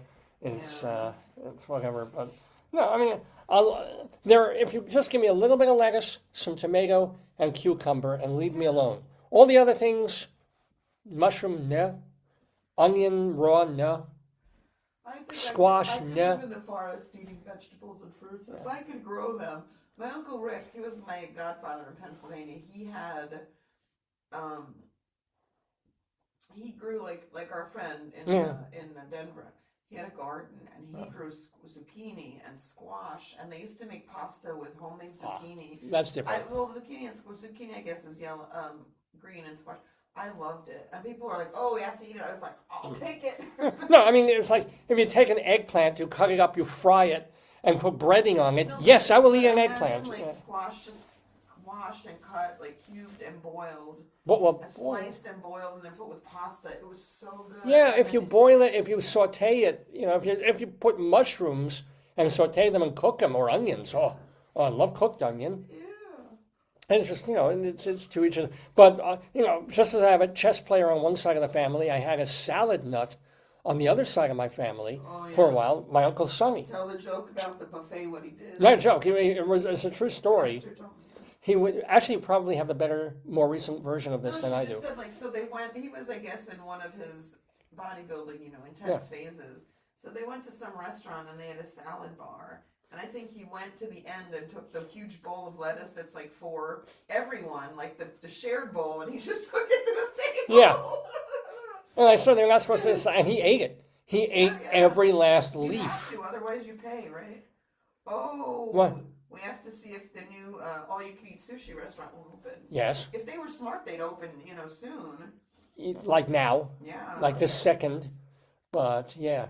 We found a good sushi place out where we go shopping that has a half-price sushi special of sushi rolls. And boy, oh boy, that was one of my happiest finds this past week. That was, but it's weird because it's at a place in like an outdoor shopping center, but it's not very visible from the street. And when you go there, you're walking past the movie theaters, like the furniture store, but it's like around a little hub. So unless you know it's there, they have the sign, but it's not. You have to know it, and it was pretty empty when we went. Although you did join the club now, you're a club member. I'm a club member. Well, I want to be because if they keep giving half-price sushi, this is not one of those places where, like all-you-can-eat sushi back in the day. It's very elegantly done. Like they have the roll, and then they put seasoning on top. Like the one that was the Four Seasons, they put different roe. Like it's very delish. It's not like supermarket sushi or plain sushi. It's good stuff. They're fancy rolls where they put a lot of different things, right? You said you had Well, there was, as you said, of course, American Dream Roll. There was another. Tempura was one. Shrimp tempura. With tuna and a lot of seasoning, right? A lot of sauces, yeah. Just yummy, just lovely. Yeah. So yay. We could go today if you want. Well, we're not going to that direction, that area. Recipes. Yeah. So, what else? Do you want to talk about your week? Oh yeah, I am sure. And went out. Let me start. Jury duty stuff. Yeah, of course. Yeah. So so my wife is absolutely freaking out over about having to go to jury duty. The only reason is because I don't like to miss work, but also that when I was in New York, I was almost called for they said it's terrorism trial in a federal court. I was at a federal court. And then, they took my phone. It was scary. And then I was almost... this is only a couple of years after 9/11. And I was almost called in Colorado for a woman who tried to kill her husband. I'm like, that's pretty traumatizing. So... Oh, and then in Colorado, there was another one where it was some kind of... I think it was somebody who, went the wrong way on the highway. I think he might have killed someone, too. I don't want to do You don't have that life or death. No. Well, the killer's life or death in your hands. How many years in prison or death sentence, whatever. I don't think that when we were there, they would have had video for that. They would have had speed cameras or but But you don't want to. You don't want to deal, and you want you also still because of medical things. You don't have to mask all the time in front of strange people. I have to wee a lot. I was telling people just because of my health stuff, I have to go urinate a lot, and I'm like. What do you do during a trial? If you're I can't get up. Like, let's say I have to go. You can't leave when they're testifying. You can't leave the jury box. Sure, of course. So my fear would be like they're saying something and I have to go. And you know what my colleague said at school? Where it depends. I was like, I'm not going to sit in the jury box. But you know, like people do. No, but what would happen because you can't leave? Yeah. Because if you go to well, they have to stop the trial for 5 minutes. They can't because if you go to the bathroom. Yeah. I mean, and they're not going to do. Every juror would have to go. It would break up the trial. Like, if you're in the bathroom and they say something that's vital. No. They would. While you were in the bathroom, they would probably stop the proceedings. I mean, for me, it'd be every hour. Like, they wouldn't do it. You know, they wouldn't. Well, I imagine they don't go more than 90 minutes without giving people a break. Don't they go to lunch? They go morning to lunch, right? Do they break? No, but they probably give people I don't know. As long as people don't leave the main area, you can't go downstairs and divest. But like, do they stop and say, okay, it's time for a potty break? I don't know. I mean, let me ask the thing. What happened? Because I don't think I would have been able to. I would have had to say that, right? Yeah, I mean, I wonder, especially since a lot of people are old. What do people do when you have to go to the bathroom and you're on an active jury during an ongoing trial? If you really need to go, you raise your hand to the judge or the bailiff. It says, well, you should wait for a natural break. They have to honor it. You raise your hand. They have breaks for morning, lunch, and afternoon. That's when you have to go. Right. It says, do not just get up. No. No, you call for the or I guess the bailiff. They do say there are bathrooms near the jury room. Yes. Yeah, they don't want people scattering, but if you have to go, they'll let you go, and maybe the judge will stop the trial for about 5 minutes, let everybody just kind of sit. What? If a juror were to pee and poo themselves and get up. I'm sure it's happened. Yeah. I'm guessing it has happened. That'd be a great way to get out of jury during voir dire. You answer all the questions perfectly, honestly, and reasonably, but then you leave a trail. And the judge's like, no, you can go home. These are lawyers saying the answer is yes. You raise your hand. Yes. Get up quietly. They don't want you to have an emergency. They don't want to have to get a mop and bucket in a courtroom, you know. They really rather not. Stop the trial. They don't. Okay. Lawyers can ask for it too. That's good. Yeah. What happens if somebody has Then you tell and you say there's a problem. I need an alternate or something or. Oh yeah. Yeah. My friend couldn't go because he's on dialysis. He said he doesn't go. But that's an excuse to tell when you show up and you say, I'm on dialysis. I mean, people have doctor's notes. They bring a doctor's note. I cannot medically fulfill. Doing that. So the lady kept hearing it. Like, you go in the room. The lady behind me was watching her phone without earbuds. So everyone heard her. That's annoying. It's super loud. And so but here's the deal. You get there. You had one of the ideal. Well, there was somebody passed out on a table forward when I entered. What? So I went through the metal detector, and then they had to check my my coffee can, my your water jar. You keep your tea. Keep your tea in it. Dispenser. Yeah. And then I'm looking over, and a guy's like slumped like this, and he has a briefcase there slumped, and then everyone's like, "Should we do anything?" And I said to the woman, "The guy who just wanted me is right there. They see him." And then they came over with a wheelchair. I was like, maybe he was like a lawyer or somebody who just spent too much time at the court or just was sleeping. I don't think. Or a potential juror who's just like, I don't want to go on it. Yeah, passed out. Yeah. Well, you felt bad. I felt bad. Yeah. You told me about one woman who was there, and then she had She had calls from her family or someone. I don't want to say how you know this woman, but she got off the thing. They said, okay, go home, or she got out of it, and then an hour later, you all got out of it. Well, people kept trying. So this is what people do, right? So the woman's like, it's like students coming up to you after class, right? So the woman goes in and she's like, if you have any questions or you want to talk to me privately, I'm outside. And all you hear is like, you need a note for that. Go get a note. Can you provide some information? Can you get a note? Yeah. Can you get a note? But we know your providers are not going to give a note. What they should do is go in the My Chart and just show them their medical conditions, because you're not going to get a note like the same day. No one's going to Well, yeah, no, but people have ample time before they're called to get the note and come in with it. Oh, maybe that. But no, she was telling them that same day, get a note. Like, get a note. No, but I'm saying that person Yeah, who's trying to at get out of time. jury Yeah, duty, yeah. and say, no, I need my emotional support dog, or I can't be without I him. wish someone had one. They'd have to allow it. An emotional support pet? I would love that. A blind person I get. I didn't bring my emotional support pickle you got me. I should have brought You that. should have brought that. I should have said I left it home. I have trauma. But I told people my story about 2 years ago when I was on a jury. It was the first. No, I was in. No, I was.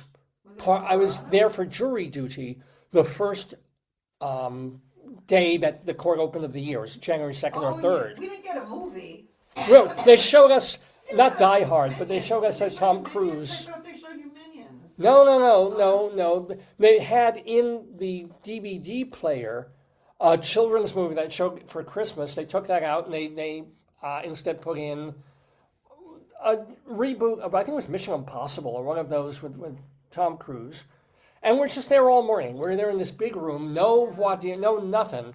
And we're just waiting. They say, there's one more trial, there go to lunch. We had little rooms, so No. they divided us. Like, we were in, like, Really? they said the first, like when I came in, there were people watching the video already. Like, Really? Already? Yeah, already, about 8:20, yeah. And then she said to us, okay, your room 2, your room this, and then they had like a different rooms where they put people. That's But different I don't from. think there were 260 people called. Yeah. I counted, I don't think there were 260. So. Well, that was 230. 230, Maybe because there was- 231 through 600 didn't have to show up at all. Maybe there was like another room because we were in 2 rooms and then I couldn't see more. Maybe they were around the way, but. And again, not every. There were people who got out of it. People who were who's still their name is attached to a number. But when I was there, they sent us to lunch. We came back from lunch and they said, "There's one Did more." you have to go through the metal detector? Yeah. Okay. If you leave the building, Yeah, you yeah, go yeah, yeah. through Okay, yeah. everything again. Okay. But fine, okay, I come back in, and then a half hour later, it's like, "Have a great day. Here's your parking. You make sure you get your parking about to get out of the parking lot." So you didn't even have to deal with lunch. You were there for about 2.5 hours, and what did the woman say when she first came in? No, the woman behind me kept saying, "Oh God, please let us go. Please let the lady come and tell us to go. Oh God," she said the whole time, "Please let the lady come tell us to go." And I looked at her when the lady came in. I was like, "Now the lady will say something." And she's like, "Oh, you can all go." Yeah. Yeah, well, I mean, so for all the worrying of it, it turned out to be, thank God, a big nothing, a big. Yeah, I mean, I would have done it if there was trials, but I don't understand how they could not need jurors. To me, it's an inefficient system. If you have 600 people on call, you bring in 230 and you need 0, I would hold people until they actually. Well, you don't know if on Monday they called 400 to 600.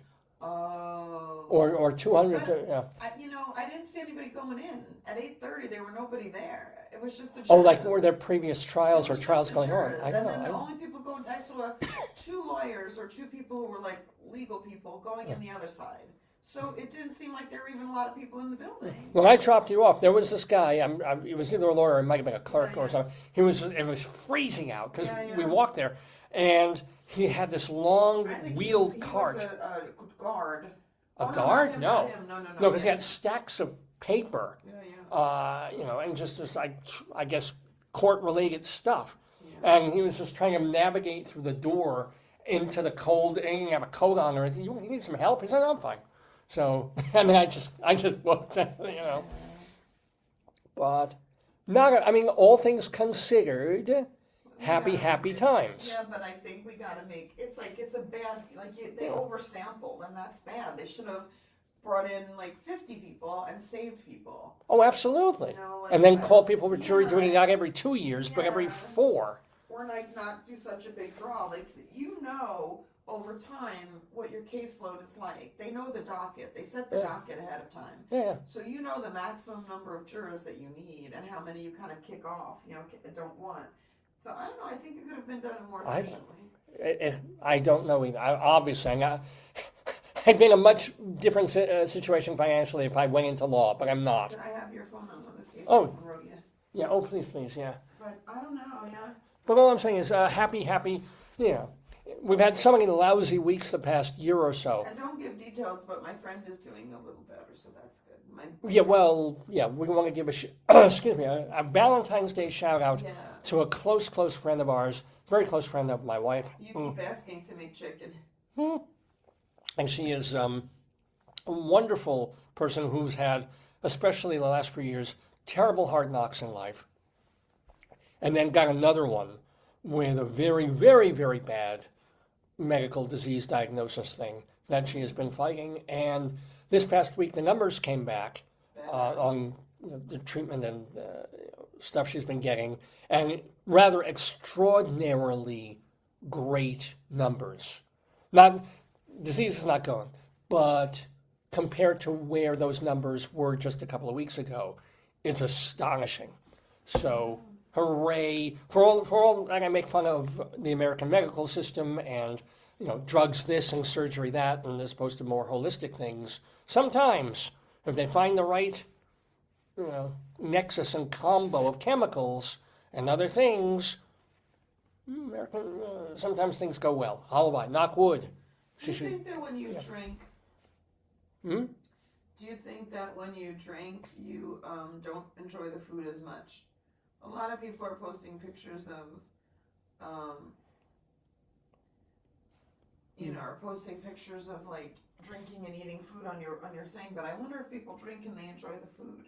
Well, it depends on how much they're drinking. If you have 8 beers, there's no real point in trying to enjoy a filet mignon, But if you're French or if you're European, you have a glass of wine with dinner. It's part of you pair the alcohol beverage with the meal. And it's not my thing. I don't particularly like alcohol. I don't particularly not into it. But if that's what you're accustomed to, grown up with, having a piece of fish without wine or a white wine or something in France or Italy or somewhere would feel to them like, the meal isn't complete. You need this glass of wine with this. You need a beer with pretzels. You need this and this. So, anything too much is not going to be good. But I used to, and I know this was wrong of me. I used to drink all the time, but soft drinks. I used to have soda with my dinner. And I have a bit of the meal, and I have a bit of the soda. No, you don't. No, you don't. You have a little water if you need it, but the meal is the meal. And then you have the beverage later if you want it. It ruins your appetite. It does this. You're having sweet with a thing. Don't. I didn't mind it. It was fine. Anywho. Oh my God, it's 10:30 in the morning Eastern time here in the Daverhood. You're watching Dave's Gone By, our 1020th episode on this V-Day. That's what we're calling the show. Valentine's Day 2026. I think we need to get to Greeley Times because we have so many things to do on this episode of the show. And Greeley Times is based on a column in the Greeley Tribune called Cop Log, and that is where people call the Greeley and Northern Colorado Police Department with complaints and fears about events going on in their community. Basically, they're calling the cops for ridiculous reasons sometimes. The funniest ones go into this weekly column, the funniest of the funniest we do on Greeley Times. Oh, the phone is ringing already. Here, want to use the tomato phone here? Oh, yeah, I think I better. I'm behind on the tomato phone, so I got to catch up. Thank you. Oh, okay, we have our first call. A caller said... Here, why don't you use your magnifying glass here? Oh, all right, well... Here, I'll give you... Here, why don't you use the bird phone? All right. Don't put it to your ear. Well, It won't okay. sing, it won't Oh, sing. bird phone. Yeah, birds don't use phone now. They just tweet. Ha! Ha! Ha! Okay, bird phone. A caller said that a bank customer went into the bank asking for a $14 million gift. Wow. Well, if they play the percentages, if he goes into 1,000 banks, it is possible that one would go... 14 million? Yeah, no? If he said I'd like a If you went to the bank and said, I'd like $1 free something, maybe they'd give him $1. Maybe. Actually, maybe not. But I don't know. Maybe the rich people can do that. You'd get a cup of coffee. They give you the free coffee at the bank. You could get that. So, and then sell it to someone for $14 million? No, I don't know if that would work. Uh-oh. Oh, call again. I'm getting the Cappy phone.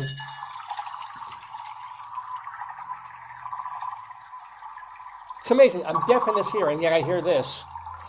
There you go. That's your hearing test for this year. That's how the healthcare system is. We can't test your hearing. We're going to put a capybara toy up to your ear if you could hear it. But it's amplified, so that this I will hear. This is not speech. That is your hearing aid, honey. Yeah. So a caller. Oh. What? A caller reported Yeah. 2 cows roaming around the dog park. Oh. Isn't that sweet? I mean, maybe not for the dogs, That's not for them. but how would there be cows roaming around? Where would they come from? Somebody put them there. Maybe they saw them roaming and they penned them in the dog park so they wouldn't roam on the street. But Oh. then they're not supposed to be there because if they kick an animal, they'll hurt it. Yeah, well, cows are, Large. someone should have just told them to move.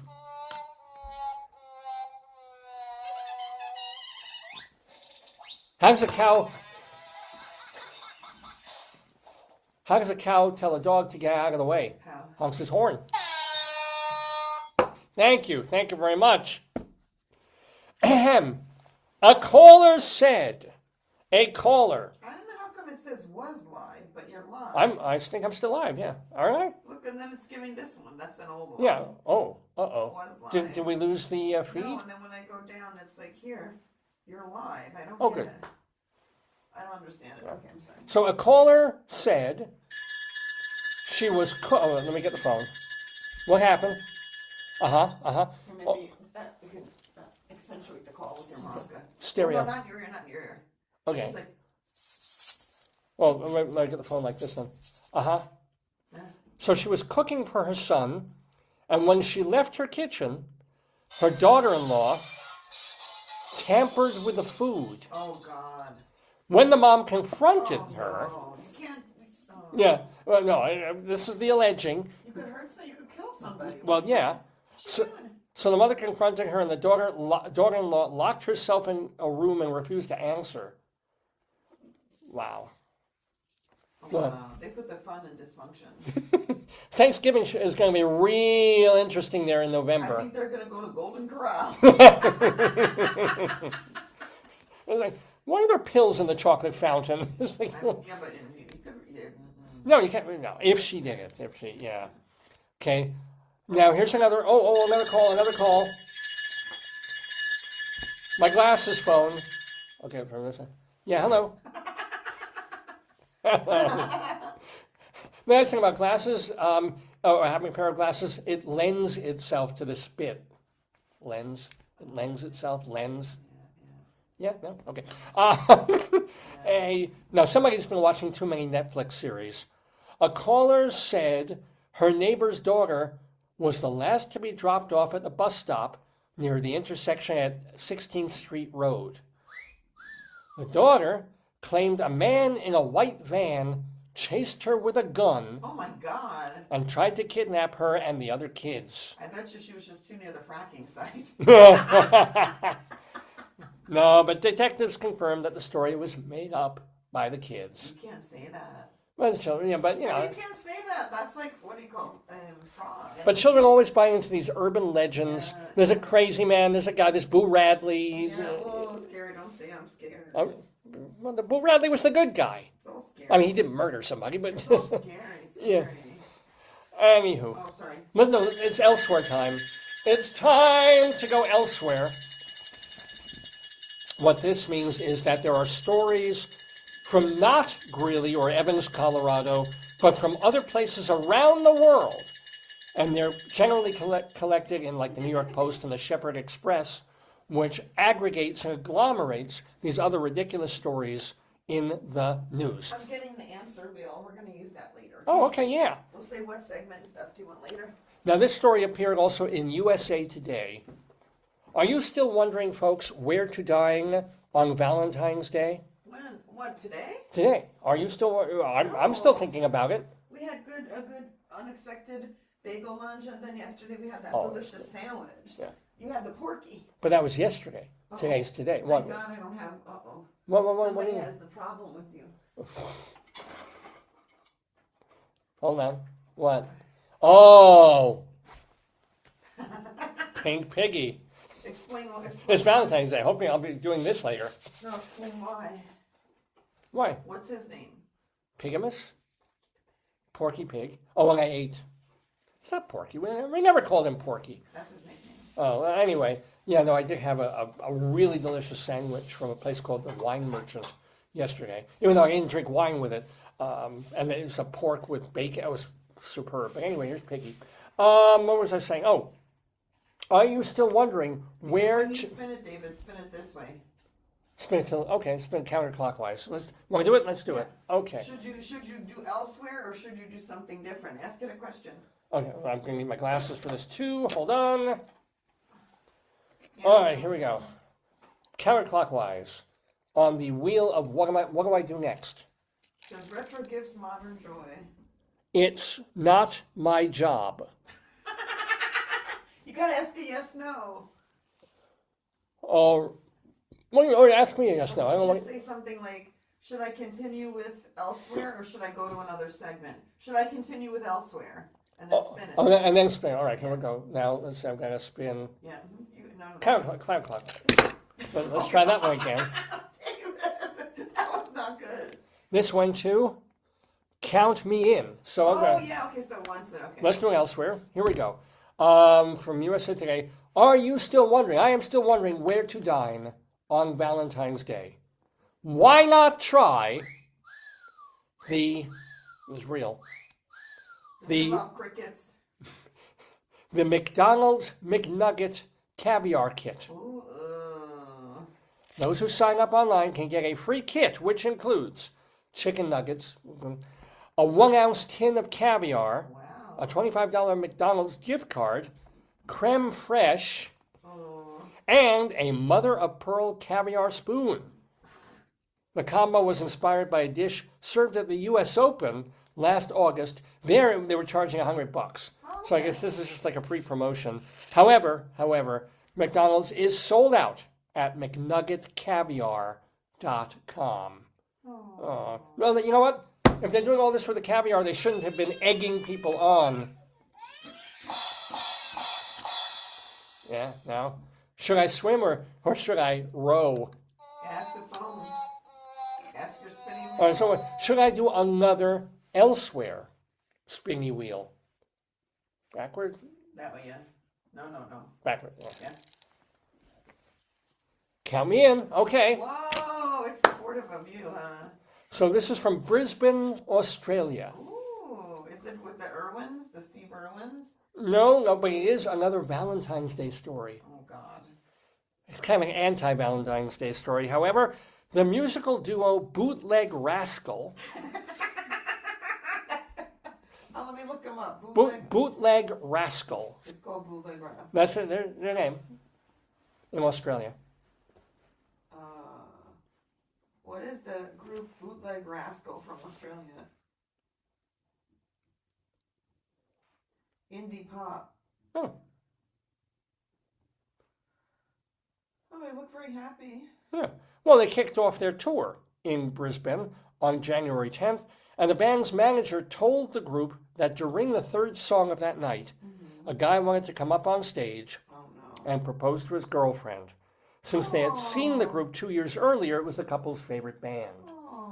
Well, fella gets up on stage during the third song, and there is video of this. He calls the girlfriend up with him and goes down on one knee. Bootleg Rascal engagement video. Mm-hmm.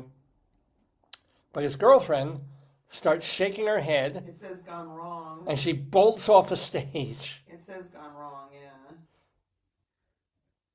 So, yeah. And now the guy's basically in shock until, and this is where it gets, what? PDA gone wrong, yeah. Yeah, show the video, because this won't be copyrighted. Click This on will, that video, the 1.1 would say. yeah. This is hard to watch, I've got to say. Oh, no. It's hard to watch because it won't play. Oh, here it is. Okay. You want me to do it? Let's see. Oh, it's a TikTok. Hold on. Let's see if it'll play. It will. Get the volume. Oh, no. You got to install TikTok. Don't. Click on that. You're clicking on the wrong thing. I'll get you the video. Right here. Where's the... We won't play the volume, maybe. It says original sound. Let's see. Because there's no music playing. He's up on the stage. Play the little button with the play, but we want Here we go.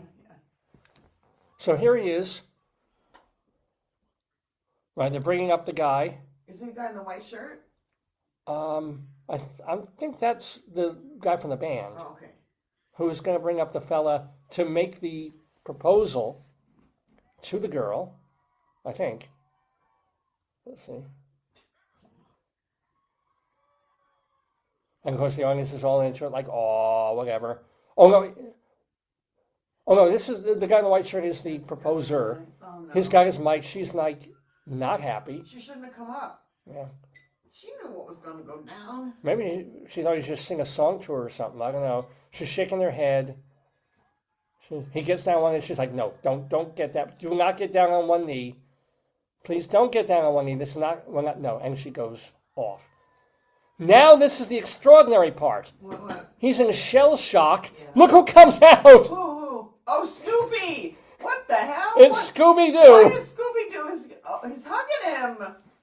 Oh my God! Somewhere there's a guy in a giant Scooby suit. Do you just have like one? I'm going to ask why Scooby-Doo is there. What's the name of the thing again? Bootleg Rascal. Okay. Why was Scooby-Doo at the Bootleg Rascal concert where the guy was rejected by his proposal?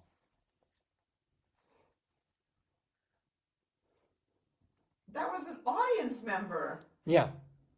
An audience member dressed as Scooby-Doo. So, I'm not kidding. Why would you then allow the audience member dressed as Scooby-Doo to come on stage? Apparently anything goes in a Bootleg Rascal That's concert. a pretty free-for-all. Like, where's the... Most bands have, like, Hell's Angels as security. Who Hey, do they have? this guy, he's in, not just a little bit of a head. How do you sit in the audience? Who's behind him? It's probably nice as a cushion. It's probably, like, inflated with air or something. But Yeah. Why would you let Scooby-Doo comfort you? Like, I think it's insult to injury. It's like, first of all, the woman says, no, you should have known better. Right. Then they bring up Scooby-Doo, like...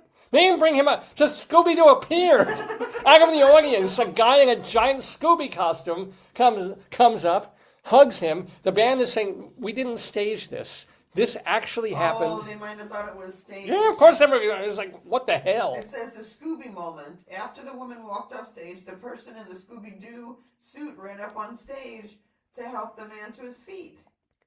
Yeah. Band mortified after fans' proposal gets rejected. I mean, but... And it says the band later joked on social media and gave the man some merchandise. But like, you should know. Wouldn't you know if... You would sense if it was the right moment. But and later on, the lead singer of the band said he checked on the guy after the show, and the guy was definitely searching, quote, for a few beers. And someone to share them with, no question. They said here, Brisbane, like you, hurts to watch. Yeah, no, it's tough. They said consoled by... The weirdest part is the Snoopy. Like, it says here, they were about to perform. There's declaration of love. Yeah. Let's see. So, yeah, if you're looking for an un-Valentine's Day story. Their Twitter says, first off to a great start in the show. Not sure we'll be helping out with another public proposal for a while. Yeah. Why would there... Because these kinds of things do happen all the time. Like Broadway shows, they bring up somebody after the show, and they come up and they call out and usually it ends the way the storybook ending. It's like, oh, they get married. So the Scooby thing is like, I don't get it. Like, he was just hanging out in the audience? This is how, where could a guy in a Scooby suit be, unless it's one of these things where people stand, one of these concerts where people are basically standing around instead of sitting. Yeah. That's common. What's the name of the band? Bootleg Rascal. Is it common for people to dress as Scooby-Doo in the Bootleg Rascal concert? That's more disturbing. Yeah.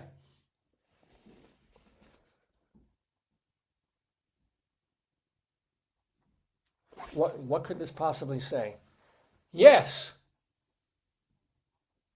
Oh, I'll bet after that. It says, yes, this is AI. It is common for people to dress as Scooby-Doo at bootleg Rascal concerts. The incident reinforced a trend where such costumes are used to gain attention or interact with the band on stage. Apparently so. Wow. The whole audience should dress as Scooby. That'd be funny. That's just. I mean, it's enough. It's a rough story. It's disturbing. It's but like, then the Scooby coming up is beautiful. It's like they always show you this, like, it's like, you know, like when like there's a surgeon or something at a Halloween party and they come in and they're dressed wearing the like a costume. Like, it's just disturbing. Like, I'm sorry, it's even insult to injury. Why let the band or let security help him? Why Scooby? That's Hey, when we had dogs and you had a bad day, right? What was the first thing you would hug the dog? Your my dog dog would be was with. a dog, not a human being wearing a Scooby suit. If I came home and I found someone on the puppy's bed wearing a Scooby suit, I would call the police. I don't think it's an assault. It hurts to watch. No kidding. I mean, what's more disturbing is Scooby. That's disturbing. I'm sorry. Oh man. Well, that says, should we? Well, let me spin the wheel to see if we should do one more else. They're doing it all theater. They're all mimicking. Now of course, now it'll be a thing. Yeah. Let's spin. Should I do one more elsewhere or go back to? Can I do an or does it have to be yes or no? Yes or no. You should say, should I go to the next segment? Yeah. Should I do one more elsewhere? And the answer. Again, count me in. How many count me? I keeps going to count me in. Whoa. Here we go. Her $2 machine. Okay. Oh. Maybe I have Scooby-Doo. Okay. Oh, you spin it. You spin. Ask the question. Should I do an elsewhere? Okay. It's not my job. Ask it one more time. All right. Should I do an elsewhere? Well, should I do one more elsewhere? Great suggestion. All right, one more elsewhere, and then we'll. You just gotta hold it from the base. So you're blocking it with your fingers, like Scooby blocked the guy from leaving the. She's had the same stuff on our honeymoon. Here we go. I don't like that Scooby did that. That's disturbing. What is Scooby didn't like? It was a nice thing for Scoob to do. Yeah, but then it makes it like a freak show because it's bad enough the man is rejected by the potential wife. Yeah. Then now his Scooby's up there. It looks like it's a. And how did Scooby get on stage so quick? I honestly, dogs can jump. Maybe it was a staged, Well, anyway, maybe that part of it. Maybe Scooby was going to come up at some point for another reason. For Dog Biscuit, perhaps. All right, here we go. This is again from Shepherd Express. From Heber City, Utah. Not Heber City in Utah. Another elsewhere story. Everything is up to date in Heber City, Utah. That is where the police department has been trying out an AI program that writes up reports based on body camera footage. Said one sergeant, quote, "I'm saving myself about 6 to 8 hours a week now by using this." All good, right? All great. Yeah. Still, this work smarter, not harder advance in technology has its issues. In one AI report, Oh, God, yes. one of the officers shape-shifted into a frog. What do you mean they called him a frog? And as in the report, it said that the officer turned into a frog. Wow. Yeah. Why Or did Scooby. Why did it do this? Apparently, the software picked up on a movie that was playing in the background. And it thought they became a frog? The movie was The Princess and the Frog. Oh, so it became like Prince Charming. I like that. Said the sergeant, quote, "That's when we learned the importance of correcting these AI-generated reports. Jesus. So much for save time." Well, there you go. But it still saves time correcting that, you can read through and say, but... Yeah, but that's an easy time to know when it's hallucinating. Well, I'll tell you have to read carefully, but how do we know it's not true? Oh. How do we know that he didn't turn into a frog and he's covering? We don't know that. Let's ask Scooby. Well, you know what? We haven't read Let's ask Scooby-Doo. Scooby knows? Scooby, did the man turn into a frog? He's like, I only know what I've been told. Oh. Scooby, no, Scooby, no. I guess when something like happens, you just have to take a leap of faith. Oh, Scooby. I know. I'm sorry. Let's get back to our regular Greeley time. One more Greeley time, and then we'll get on to all the other stuff we have to do this show. So, a caller said... Wait a second. Oh, sorry. Yeah, gotta get this. Balloon phone. A caller said a man walked into a business that he had been asked to leave multiple times. Should have just dressed as Scooby. Well, I like him. it would be more appropriate if he was a Scooby, because previously he had peed on the counter What? and threw coffee at employees. That's horrible. You should not. That's horrible. Yeah, but both are horrible. But yeah, one's probably they're both awful. Yeah. And he peed on the counter. None of that is good. Yeah. Anywho, so ladies and gentlemen, that will conclude this week's edition of our wonderful segment, Greeley. Notice I'm stretching this out. Times. Mr. Horace Greeley was no fool. No. I'm sure that you'll agree with me that Greeley was no fool. What he is getting at is that Mr. Greeley was no fool. Yippee-yi, yippee-yi, yippee-yi, Arr, arr. yippee, yippee, yippee.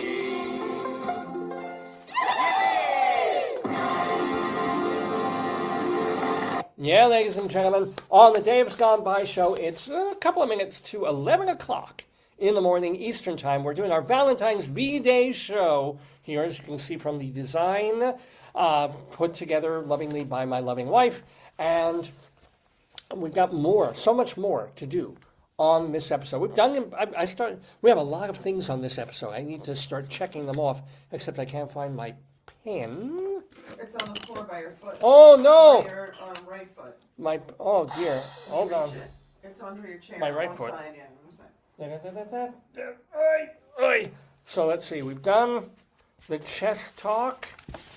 Okay, chess is strike that off for, we've done Greeley Times. We have done Bunyan Watch. That's about it. Ha! Alrighty. And we talk about curling and chess. That's good. And jury duty. We did that. And contest. So we still have much more. We'll have Dave's Big Dictionary, Colorado Limerick of the Damned, our song, the worst song ever written, a brand old song that I wrote back in 1979. That I just do this spinner to see what you should do next. So okay, let's. All right. How about, should I do Dave's Big Dictionary next?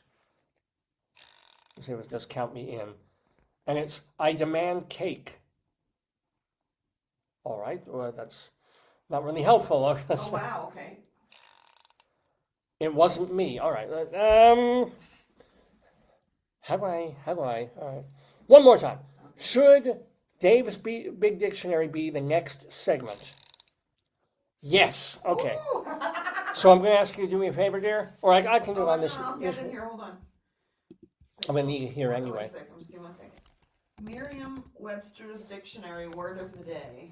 It's probably related to love. Oh, boy. Is it? Oh, Jesus. What's the word? Oh! Totally makes sense. It has to be. Word of the day. You can do it with piggy or potato. You got potato next to you. Yes. Here, give him this here. Oh. This is Valentine's Day. This is what Potato really wants to canoodle with. Show them what it is. They can't see Oh, of course. Nothing a potato loves more than ketchup. So, Merriam-Webster has decided that today's word of the day, so appropriate for Valentine's Day, is canoodle. Canoodle. Gonna tell you the definition and talk about it. What's the etiology? I hope they'll tell us. I hope they'll Sounds like say. a made-up word, right? So, Certain words sound more real than others. That sounds kind of made up. so on this 1020th episode of Dave's Gone By with me, Dave Look how Lefkowitz, nice my the wonderful red wife. shows up. You need more red. Really? The Yeah. red. Look how nice it shows up on the Yeah. even the hearts, right? Like. Yeah, red is, that's why I'm using it instead of silver and And brown you even. could use them for any other show too, David. Well, yeah. Oh, absolutely. But it's especially appropriate for the word of Dave's Big Dictionary. Extra, tell all about it. It's Dave's Big Dictionary.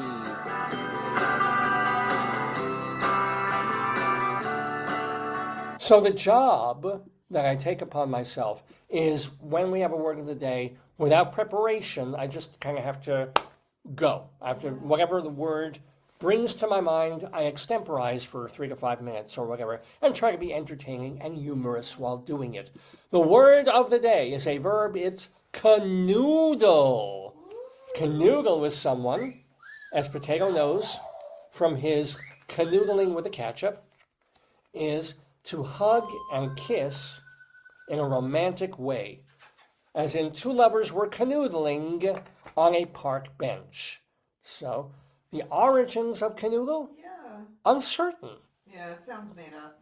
But they might have their genesis in an English dialect noun of the same spelling, meaning donkey, fool, or foolish lover. That canoodle may itself be an alteration of the word noodle, used to mean a foolish person. And noodle comes from noddle, a word for head. I don't think so. Well, if you canoodle, you might give someone... Anyway, the guess seems reasonable given that since its appearance in the language around the mid-19th century, canoodle has been most often used lightheartedly for playful public displays of affection. It reminds me of doodle. It's like a silly word. Yeah, well, it's a cute word. It's like they're showing it in public a little bit of overt PDA, you know, maybe almost too much, but it's cute, it's fun, it's sweet. It's not like, it's not. Yeah, it's not rape. No, it's not offensive, yeah. So, canoodle. What does canoodle? Use it with Scooby-Doo. That's right, the guy on stage at the... Listen, he was thwarted by his attempt to get a fiance, but he was Scooby-Doogled. He wasn't... I love that. Yeah, Scooby-Doodle is much better than canoodle. That was the higher level of canoodling is Scooby-Doodling. Now, the only thing that this is making me think of at the moment, besides canoodling with you later, is there was... sushi, canoodling with your sushi. Or having pasta with noodle. But there was a show... Yeah. There was a show or something called Noodle Cadoodle. What the hell was that? Now I've got or you look that up. What was Noodle Cadoodle? I don't know, Boopy. I'm not really extemporizing here. I'm just asking questions, but... It's not like a metaphysical question. Okay. What was the show Noodle Cadoodle? Because this is the first thing that came to my mind. Noodle Cadoodle was a 2010-2011 live act. Oh, it's on Sprout Network, where I used to watch Chica. Happy birthday to you. Happy birthday to you. Oh, God. The show featured the host, Sean, his puppet, Noodle, and there was a virtual friend named Doodle driving a double-decker bus to teach healthy cooking and recycling arts and crafts. Sounds fun. Aimed at kids 2 to 5, so that's why, I watched it for a little while. The show also featured a beagle named Doggity. Oh, that sounds cute. I gotta tell you, as a kid, I always tried, this is where my mind is going now, with arts and crafts. Sometimes I enjoyed it, but mostly I didn't because I wasn't good at it. I remember, oh my God, in kindergarten or first grade, the art teacher making us do paper mache. Oh, I liked it. I think that's why I hate mess. Oh, wow. I remember the smell of it. I remember getting it on my fingers like oatmeal paste. Oh, I love, my thing as a kid, a lot of kids ate the clay, you had clay. Yeah. I didn't eat the clay. And then they had painting, which I liked. You painted. Oh, yeah. I love the water table. We had a water table. They give you little boats, little things you could play with for development. Yeah. You know, sensory and tactile development. I loved it. Like, I like. We never had a water table. We did do paint. I loved painting. People ate the glue. I never ate the glue. I didn't eat glue either. I mean, they ate the glue. The kids ate the paint. They ate the clay. I'm like, what the heck? Oh, Like, Pika. Yeah, right. No, it's like, why would you? I mean, clay has such a yucky smell. Like, if you ever have that, like. I know. Kids, they do the darndest things, but yeah, I mean. I don't think it would make you sick, but I don't think it's a good thing. Because if you're a child, you want to taste everything. You want to know what it smells and tastes like. So you'll take a. Why would you eat paint? I wouldn't eat. I would test what paint tastes like, so I would never eat it. Yeah. Same thing with clay. You kind of know. You can kind of sense what Play-Doh tastes like by that smell of Play-Doh that I hated. But you know, it's like, and then no, this is not something I want to eat. Yeah. Some children, however. Maybe to them it's like I was telling you. Like I knew asparagus is like. With the urine stuff, but apparently for some people there's a genetic modification where they have that cilantro tastes like soap. Yeah. So we have a friend who hated cilantro, and I thought, wow, she must have had like. So maybe for some people there's some kind of way that tastes good. Clay tastes like chocolate. Oh God. Paint tastes like cocoa syrup. You know. What's the other one that they were eating? They were eating clay paint. Oh, glue. Glue paste. Glue paste for. Now, for the 1970s or 60s, kids wouldn't eat the glue; they'd sniff it. But that's very different. But no, I just remember enjoying certain aspects of arts and craft, but being hopeless. And whether I was putting together like a menorah out of clay that we had to do, or an ashtray. Back when my mom smoked, I made an ashtray for it. It was just not my thing. And getting stuff on my hands, and you had to wear smock, which was fine. But get me away from this. Find someone with talent to go do this. So I was not noodling and cadoodling. I even the one show I wouldn't watch when I was a kid on public TV, because we talked about Shelby Lyman. I would watch the chess matches. I would watch Mr. Rogers. Love Mr. Rogers, love Sesame Street and the Electric Company when I was already way too old to be even watching those things. All of that, and some of the other shows that nobody even remembers anymore, like The Friendly Giant. I recall that. Didn't really watch Big Blue Marbles so much, or Karaskolen, but there was one show, and I was a little kid, that was called Hodgepodge Lodge. And they basically had this butch lady in like a shed, bringing children there and showing them nature things and birds and how to make stuff out of twigs. It was kind of translating what you learn in scouting, I assume, into arts and crafts and also appreciation of nature. And like no remote interest in that at all. Just kind of like, no, bring on. Would you like to play our challenge of Yeah, well, let me finish. I'm not sure what else to even say about canoodle. It's a cute word. It's nice. It's just I don't like it. You don't like it? What do you mean you don't like it? What don't you like about the word canoodle? Because it doesn't sound real. I like real words. Canoodle. I'd rather have a knish. I'd rather cuddle than canoodle. But canoodling encompasses cuddling. Or cuddling encompasses canoodling. Well, no, because canoodling has more. Cuddling is cuddling. Canoodling implies kissing and some touchy-feely thing. Cuddling imply that? It's like foreplay. What? I don't think that's... It isn't. Well, it's like foreplay in public. Somewhat in public. Which I guess some people do. I don't know. I don't know. I don't mind the word. I certainly don't mind. Well, PDAs... I'm not a PDA kind of a person of watching other people do things in public. First of all, when I was single all those years, I would feel bad because all these people were partnered up and holding hands and stuff. You have a partner for a long time. For 28 years now, yeah. But I was single for 30, well, not all of them, but for a lot of that time. And Valentine's Day. Who were you not single with, huh? What? Who were you not single with? You.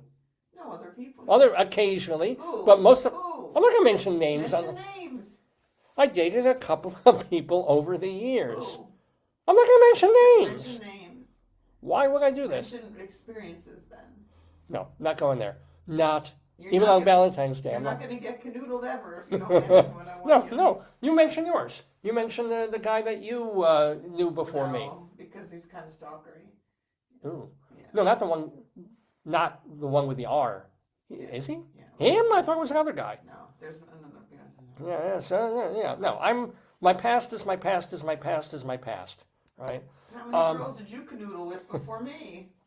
Really? You could count them on the fingers of less than one hand. Okay. And God knows what I've done with that hand. How many? I think 3 total. I'm not full, Who's the? I know. I'm not going to do this on the air. No, I know the last one. Who are the other two? There was the first serious girlfriend that I had back when I was still at NYU. Mm-hmm. Oh. There was another girl I was dating when I was How long did you date them? Probably 3 months total. Okay, then the second one. Second one of a serious girl that, semi-serious, was when I think it was at McCall's. And how long did you date them? A couple of weeks. That didn't go well. Okay. And what about the? And then I had a lot of dates with people, but then. What about the last one? I forgot about. Sorry, that was and that one went on for many years, but just as friends. It was only a very, very brief time when we dated or tried dating. How long did you date? Probably about a week and a half. Yeah. We were friends for years and dated for maybe 2, 3 weeks. Why did you date then if you were friends? What are you talking about? If you were friends. Why does anybody want to try more? And sometimes it works, sometimes it doesn't. You know. You were. I wanted my noodle cadoogled. You were noodle. You were a bad boy, David. Me? Yes. Fine, whatever. You were a player. I was many things in this life. I've been an asshole. I've been a shy person. I've been a stage performer. I'm going to give you what you do with all your ladies. A writer and critic. I am certainly not Here, in any way, shape, or form a player. Yes, you are. If you weren't a player, would you have this? Oh, well, maybe here. Yeah. Hold on, wait a second. Wait. Hold on. No, she's filling the, here it is. Don't say it. Oh, okay. Now hold it up and use your good hand. That's what she said. Here we go. This is what you do every day. Here we go. I make it rain. You're a player. Yeah, but I need Viagra for this one.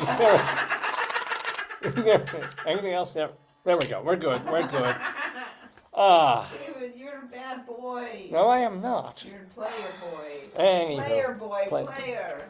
But anywho, canoodle is. Did you have more girlfriends than your best friend at the time? What? Remember your best friend? Did you have more? No. How many girlfriends did he have? I don't. That I knew about, only a couple. I don't know if he had any real serious major relationships before marriage, but there were girls that he dated for a bit. So, Did you ever anywho. walk in on your roommate canoodling? No, but there was one night when we were sharing the apartment, Yeah. and he had a girl over for the night, but I didn't walk in on them. Did you knock on the door and say, "Are you canoodling?" No, I did not. I knew they were, so, God bless them. How did you know? Because he told me the next morning when What did he she tell you? left. He said they were canoodling? Yeah, not fully, but, He said me and the girl were canoodling. yeah. In fact, they were canoodling, not having full humby, but they were doing stuff in the bed that guys and girls do when they have a little Oh, fun. they were doing crochet. Exactly. Oh, okay. Well, listen, she had something along in her hand. We'll say that. Oh! Man. Was she from school? No, I don't know where he met her from. 800 porn star. Yeah, probably. So, now, to conclude this Dave's Big Dictionary, we're getting ready to play our Valentine's. cornhole game. And don't cheat. Yeah, don't double touch. Do not double tap the Give me your cornhole phone bag. and I will videotape you doing it so then that you can show it on your show. Right, okay, here we go. So, do you want red or green? I don't care. All right, I'll take green. I like green. So what we're going to do, I can show it on the camera. We'll what I've got to do is tilt this, but you've got to get away if you don't want to be on. No, I'm going to record it. You're going to show it. I know, but it's got to be on the floor, and I've got to I'm tilt. going to record it with this. So I'll play it and then show it. Yes, Okay. that's All what we do right. every So single time. this is a cornhole. It's because you're a player. You can't focus. No, one time it worked. I tilted the camera down Okay, to then watch do it it, live. do So, it, then but do you it. have to be off camera because you don't want to be on That's camera. fine, that's fine. So here we go. You're fine where you are. I'm gonna put this. This is an actual Put it over there and give me my bag. cornhole game. There we go. Gonna pop this over here. Like this, right? Yeah. Now I've got to get this tilted, so you're not in the shot at all. But neither is that. Where is it? I guess I gotta go down lower. Go down. Oh, there. Oh, I think I'm getting it. How come? What do you see? It's nothing yet. Where's? Oh, because it says here. Okay. Let's try that there. Yeah. Okay, that's better. That's better. Okay. Pull it there. Okay. You're breaking Now, it. You're breaking the I'm legs. not breaking the thing. I'm No, in here. it's going to fall because the legs are like this. That's okay. Oh, okay. Go Now, ahead. it's we just barely have it there. This is a cornhole game. There's the hole. Here are the bags. Now, you Who's your guest today? don't have one. Oh, So, okay. all right. Here's two cornhole bags. Are you Go ready, first, dear? honey, because you're the host. All right. I'm the corn host. I gotta get one more in there. Okay. Don't cheat. So the idea is to get the cornhole bag into the cornhole. Here it goes. Oh, nice. Oh, no. Go So ahead. now it's like curling. I need to knock her away. Well, not really. Or I can try. Yeah! Oh! Whoa! Let me try. Oh. 1-0 so far. Yeah, you did good. No, you won. We can't do another game because I can't clean it up over there. I can clean it up in 2 seconds. I'll do me a one favor, more. Just take the thing out. Because we'll do 2 out of 3. But clean it. Like clean it. Put the legs out straight. Yeah. That's what she said. Here we go. You got it. Perfect. All right, Excellent. now we'll do it right. Here it Okay, goes. yeah. You get your red bags.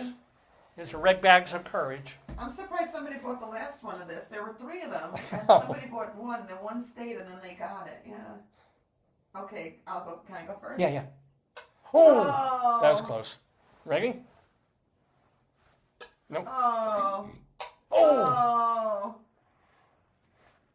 Oh. No, wait. But you got closer, so you No, win. that's a 0 game. This is it. All right. You got to And then stay out we'll of the play shot. last game, and then we see. Yeah. So you're 1 ahead. 1-0, so you can tie and me. we're not doing Well, if good. it goes 1-1, then we have to do a But you go tiebreaker. first in this one because I went first the last one. All right. Here we go. Yeah. Yeah. You're not in the shot. You're fine. Good. Okay. 3. Okay. Oh! Uh-oh. Oh, this could seal my victory, ladies and gentlemen. I believe so. Oh. Oh. Yeah, you won, honey. Victoire. 2 for 2. You got 2 out of 3. You did great. Yeah. And yeah. the one was a tie because neither one of us did anything in that one. So- It was a 0 score. What do I win, dear? Do I win some canoodling with you later? When you get you some sushi from Saki Sushi. Well, tomorrow, yeah. Yeah. Today we'll just make the list, a food list. Yeah, because there's a couple of I didn't recipes. even eat breakfast yet. I gotta eat them. You haven't eaten? Oh my gosh. I So didn't have go. breakfast. Yeah, I thought I was waiting for the guest, but Oh, no. We're, Oh my we're God, live the whole David, time. it's It's 11 11 o'clock. I o'clock. know that, yeah. I was getting a little headache for food. I have to eat. Can I go eat? Yeah, go eat. I got so many other things to do, I'm so sorry, David, but I come didn't- back I thought when it was you're- 10 o'clock. I yeah. didn't realize. But I didn't have any food. That's why I feel a little. Yeah, go. Okay. All you gotta do, it's made up. You just have to Do you put it want in the anything microwave. from downstairs? You want a special drink or something? No, I'm good, but thanks for offering. Cocoa or anything? What, sorry? Cocoa?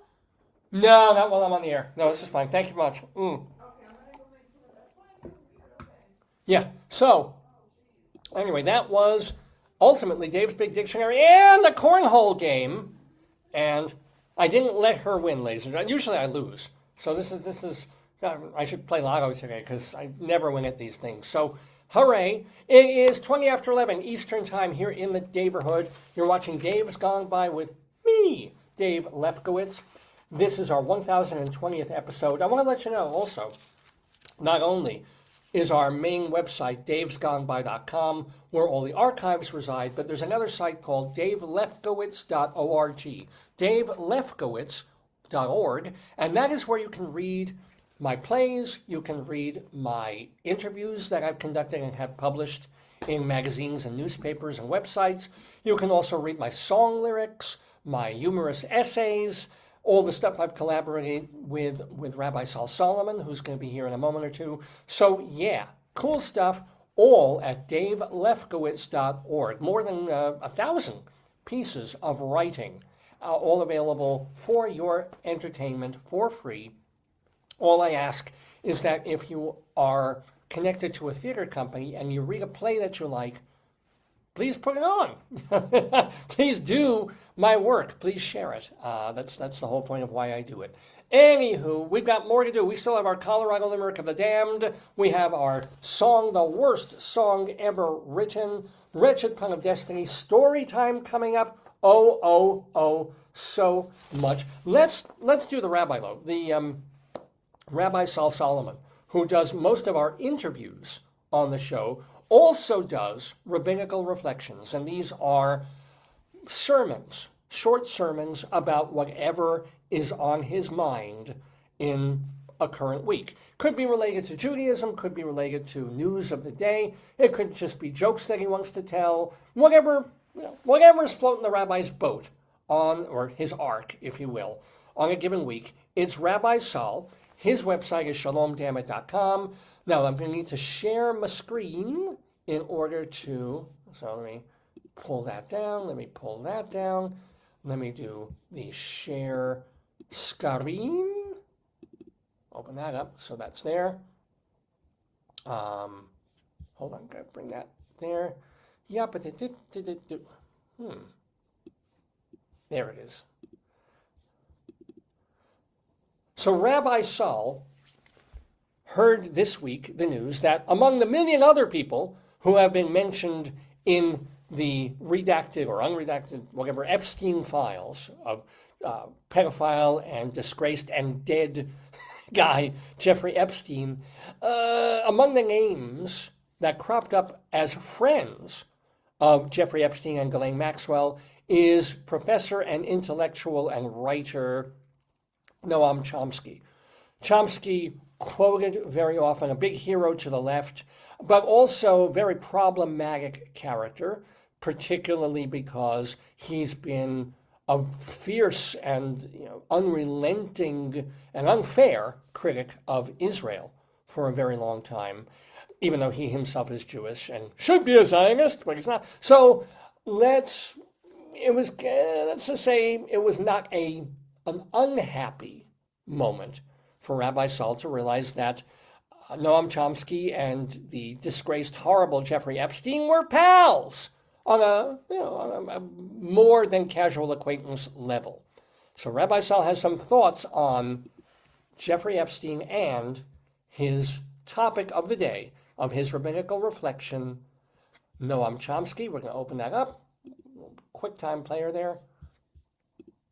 Please to enjoy Rabbi Sol's 201st rabbinical reflection.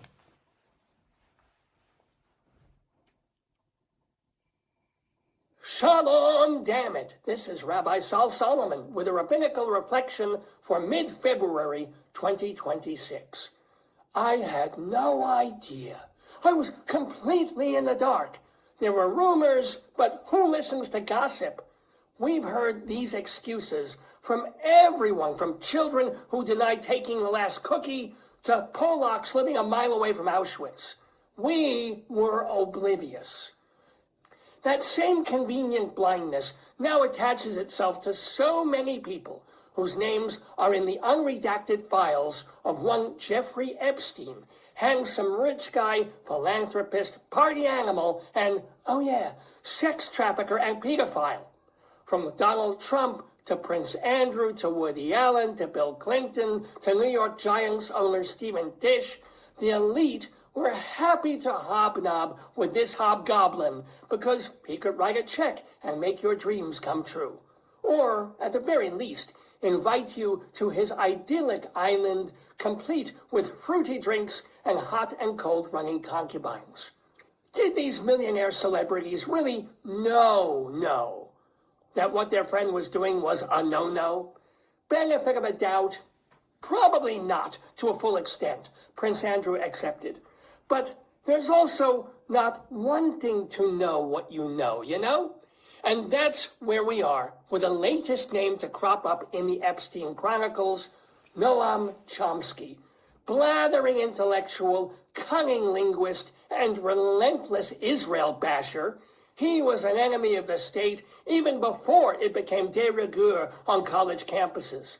When it came to Jeffrey Epstein, however, this know-it-all knew it not. And it isn't that back in the day he hung with Epstein at social gatherings and probably looked down Ghislaine Maxwell's blouse a time or two. No. Epstein and Chomsky exchanged letters long after the former was convicted of soliciting prostitution from a minor. What he was doing in a mine, I don't know. But the point is, Jeffrey asked Noam, hey, I'm in a legal tourist here, and the press is up my tuchus. What do I do? And Chomsky's advice was not, don't pimp children, or he might have found a more syntactically interesting way to put it. Instead, the professor told him, ignore the press, stop the hysterical media, it's all #MeToo overreach. Don't they know what a fantastically wealthy, decent, wealthy, entertaining, wealthy, influential, wealthy man you are? And, by the way, your wife has an okay rack. Following a stroke in 2023, 97-year-old Chomsky is unable to communicate, which may be the best news so far this year. But his wife, a translator and legal analyst, has piped up in Noam's defense. She says, yes, in retrospect, their pal Epstein was a weensy bit evil. She chalked her husband's ignorance up to careless research. Makes you wonder what else this MIT academic, who published over 150 books, got wrong. Could it be everything? An anti-communist who defended Pol Pot? An anti-capitalist with a very profitable stock portfolio? And a Jew whose defense of free speech was really helpful to Holocaust deniers? Noam Chomsky can't tell the heroes from the villains. Which means that perhaps his positing of Israel as the boogeyman proves he's the bullshit man. So, let the leftists quote him. Let the intifadans venerate him. I say stop him, which I guarantee you'd have to pay a 15-year-old girl from St. Thomas a huge bonus to do. This has been a rabbinical reflection from Rabbi Sol Solomon, Temple Sons of Bitches, in Great Neck, New York.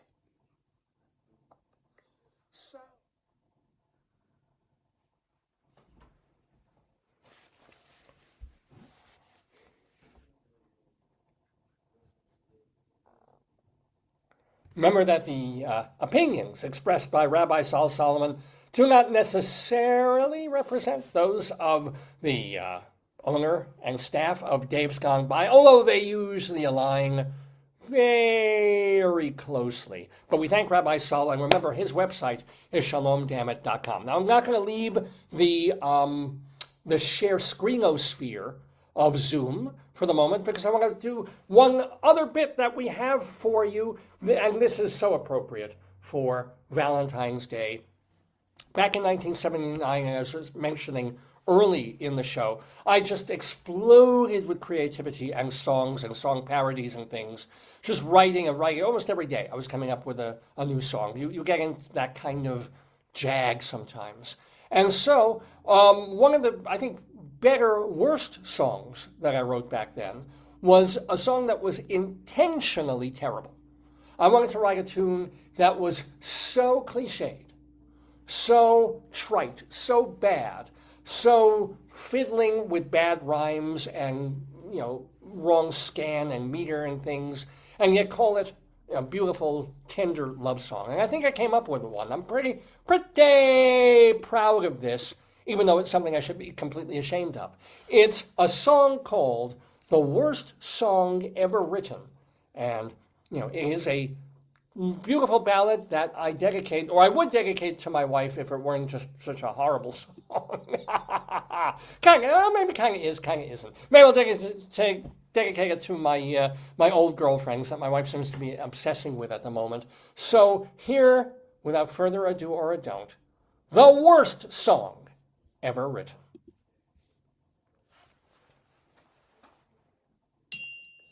I love you, woo woo, I love you, I'll always be true.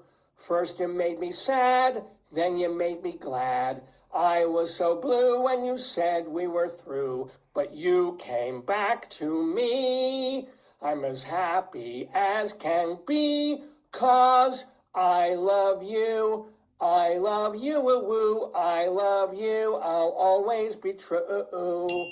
My heart is on fire, it's alive with desire. You're bright as the moon on a clear night in June. Oh, I love you so. Don't you ever go, 'cause I love you, woo woo, I love you, I'll always be true. You have got me oh so high, floating in the big blue sky. I'm so glad I've won your love. I shout to the heavens above. You're so divine, will you say that you're mine? Our love is so fine, it's one of a kind. Never go away. Believe me when I say that I love you, woo woo, I love you, I'll always be true. You are like a work of art, you make joy, joy in my heart. I'm so glad you are my girl, greatest in the whole wide world. You are the best, and it's not just your breasts. You are so sweet from your hair to your feet. You're the girl I adore. I'll repeat what I sang just before. I love you, woo woo, I love you, I'll always be true. Do-a-diddy-dum-day-voo, shooby-dooby-dooby-doo, tra-la-la-la-boom-day-oo, vo-yo-do-do, I love you, vo-yo-do-do, I love you, vo-yo-do-do, I love you, vo-yo-do-do, I love you, vo-yo-do-do, I love you, vo-yo-do-do, I love you. You know, Bad Bunny gets on the Super Bowl. Taylor Swift releases a bunch of albums, but by gosh, and Bruno Mars and all these folks, where is that?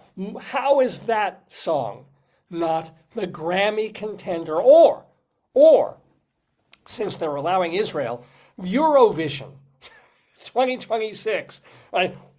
This should be the candidate for Eurovision's Song of the Year. I believe it's the worst song ever written. If you want to hear that again, and why on earth would you? Remember, you can go to davesgoneby.com, where a whole bunch of other songs that were written and performed for this show over the many years we've been on the air are available for your listening pleasure and displeasure at any time at all. davesgoneby.com, our place to start for all things in the Daverhood, where it is a little bit after 11:30 Eastern Time here in Northern Maryland, where we've been for the past 3.5 years. Before that, we were in Colorado. Before that, we were in New York. Well, actually, we're in New York.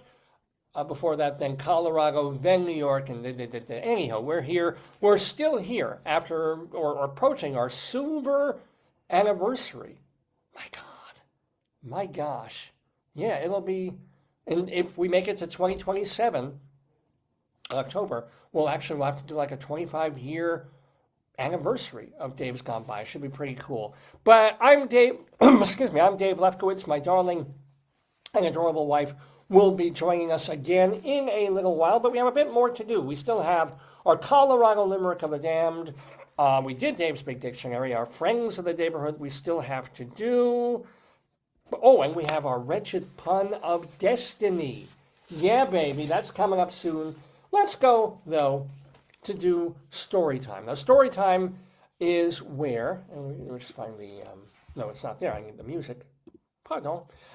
Story time is when we take a few minutes on this program to read to you from something else, a book, a children's book perhaps, a story, a pamphlet, a magazine, anything that strikes us as worth sharing and perhaps making fun of, we do on Storytime. Tell me a story, tell me a story, tell me a story. Remember what you said. You promised me, you said you would. You gotta give in, so I'll be good. Tell me a story, then I'll go to bed.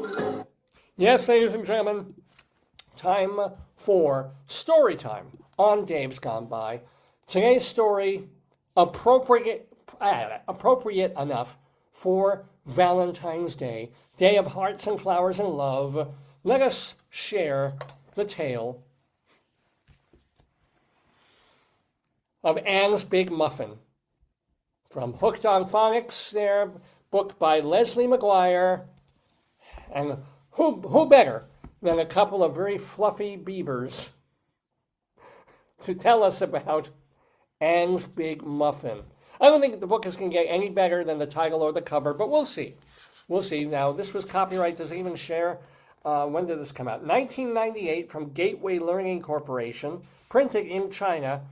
No part of this publication may be reproduced, stored in any retrieval system, or transmitted. Well, I better not read that part. I'll make believe that part doesn't exist. Anywho, this is my book. It's not your book. It is my book, which I found fair and square in one of these free lending libraries.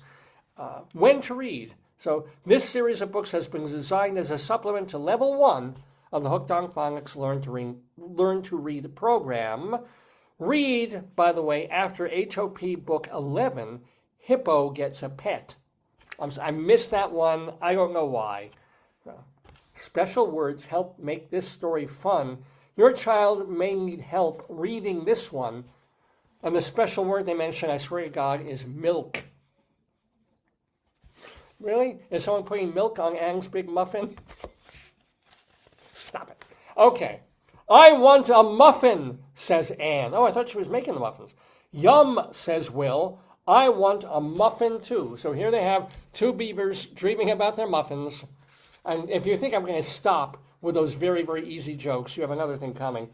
But how do we make muffins? Said Anne. Look, said Will.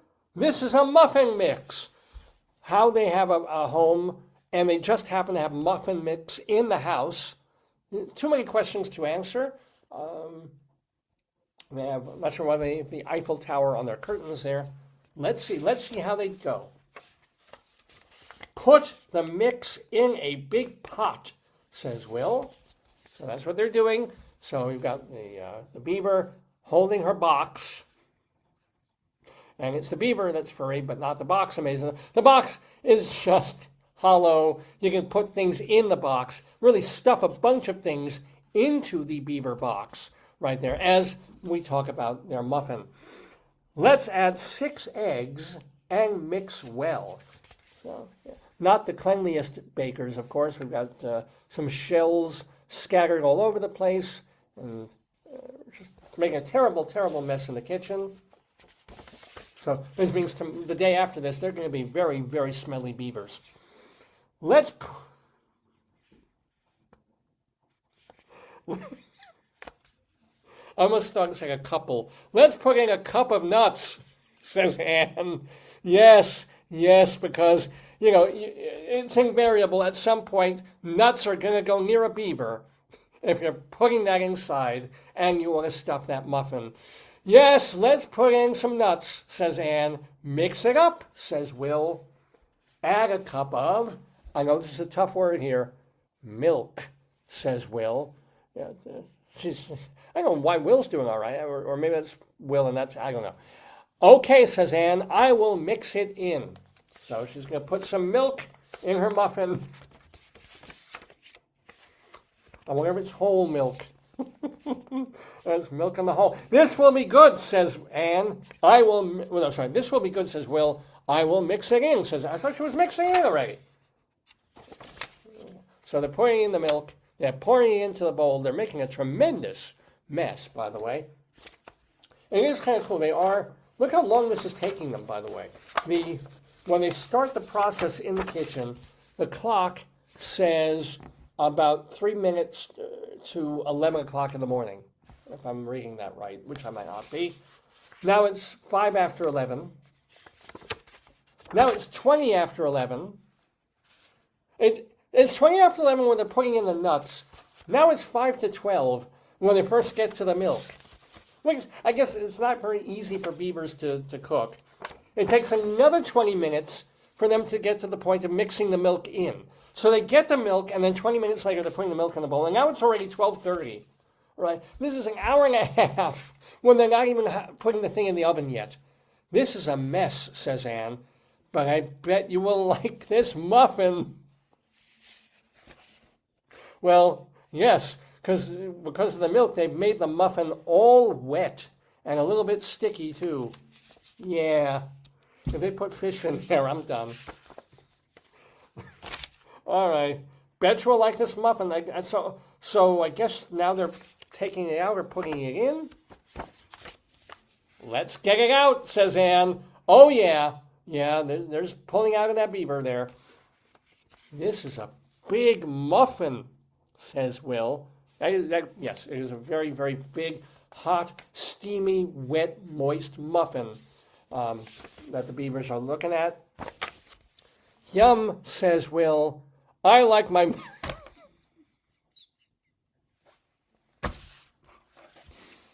I like my muffins big. I do too, says Anne. This is good. Took him 2 hours to make, but worth every second. This, of course, was the story of Anne's Big Muffin by Leslie McGuire, a writer-illustrator with more than 200. Well, yeah, if you can do one of these before breakfast. 200 published children's books. Some of her personal favorites include Brush Your Teeth, a pop-up book with sharks that actually floss, Big Dan's Moving Van, that won a Parents' Choice Award, Good Night, Little Bear, Baby's Night Owl, and This Farm is a Mess. Ms. McGuire lives in California with her husband and 2 children. This is, again, back in 1998, so we're talking about 25-something almost years ago. So probably she might be dead at this point, or the kids are well away from college and not having to read mommy stories. So there you go, from hookedonphonics.com, Anne's Big Muffin. And then, of course, the follow-up is Bill's Huge Sausage. We'll see if I know. Shame on me. Shame on you for watching this program. Yeah, stop that. I have. Here it is. There we go. Tell me a story, tell me a story, tell me a story. Remember what you said. You promised me, you said you would. You got to give in, so I'll be good. Tell me a story, then I'll go to bed.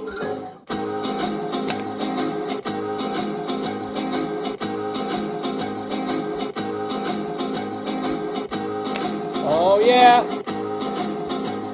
Story time here on the Dave's Gone By show, where it's about 11:45, almost noon-ish, on this Valentine's Day 2026. I'm Dave Lefkowitz, giving you the fun, doing all these fun things on this episode of the Dave's Gone By show. To write to me, it's davesgoneby@aol.com, davesgoneby@aol.com, or, of course, you can message me directly on Facebook, or post under, please give us your comments, your suggestions, complaints if you have them. Either way, davesgoneby@aol.com, or message me on Facebook. I'd love to hear from you. We also have a Twitter feed, or an X feed, Radio Dave 2. I've got the Instagram page, david.lefkowitz. Lots and lots of ways to keep in touch with this long running program. So long that we've had many guests on the show. Not this week. This week, well, I'm proud to have my darling and adorable wife, as usual, plus Rabbi Sol Solomon was here. He gave us his rabbinical reflection. But a lot of times we also have celebrity guests or guests from all walks of life, and we consider them friends. They are our family, and we keep tabs on them. We like to let you know. We're not stalking them, but we let you know what they're doing because we're proud to have had them on the show, and now we're wondering, hey, what has so-and-so and so been up to? So that is why we call this segment Friends of the Daverhood.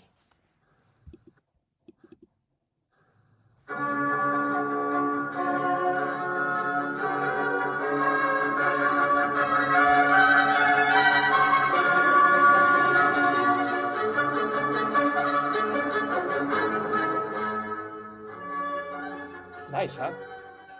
Little Haydn there for us. To let you know what our friends of the Daverhood are up to. For example, you have until tomorrow, Sunday, February 15th, to bid on the opportunity to have lunch with that handsome actor. Scooby? Who? Scooby? Oh, that's... I mean, Scooby, you don't have to bid on lunch for Scooby-Doo. He's just there at the club, waiting for people to have failed proposals. But our good friend of the neighborhood, Robert Cuccioli, you can have lunch with him at Tony's Di Napoli restaurant in Manhattan, or you can bid, you can bid on a session or two of acting coaching with Pamela Scott, who is a director and was our guest back in 2004, or you can also bid on a painting by actress Tanya Pinkins. All of these things are available at an auction being held by Theater Resources Unlimited online. So 3 of our friends of the neighborhood participating with their time or their talent, and you can bid to reasonable prices too. Check it out. It's called TRU, Theater Resources Unlimited, for their auction. And again, check them out. It's tomorrow the auction ends. On, let's see, tomorrow or Monday, I think I need my glasses for this, the 16th. What's going on? 2 o'clock in the afternoon, Gary Morgenstein is doing or is having a play reading of his play AOC and the Untold Story of the 2028 Election. And that's somewhat around these parts. It's in Silver Spring, Maryland, that they'll be doing it. So go out and see it. Then on Tuesday, starting on Tuesday, and then for the rest of the week, K.T. Sullivan and Mark Nadler are doing their cabaret show of Irving Berlin songs, but that's not in New York. It's in Delray Beach Playhouse in Florida. So good time to, 2 weeks ago would be a great time to be in Florida. But yeah, if you go down there now, go see K.T. Sullivan and Mark Nadler, both of them friends of the Daverhood. J.O. Sanders Monday. Monday, J.O. Sanders will be doing a reading of Corneille's play The Illusion for Red Bull Theater Company. There are other actors doing it too. Produced your play. Yeah, Red Bull. I loved it. Was that the Rhyme Company? That was Restoration Playhouse. They did. Oh wow. Yeah. Only a person who risks is free. I guess. Yeah. My wife opened up a bottle of tea, and it has free risks, I would say. So anyway, so yes, if you want to see J.O. Sanders and other actors at Red Bull Theater Company, they're reading L'Illusion at Florence Gould Hall. On Thursday, Jeff Harner is at Don't Tell Mama with his show Blame It on My Youth.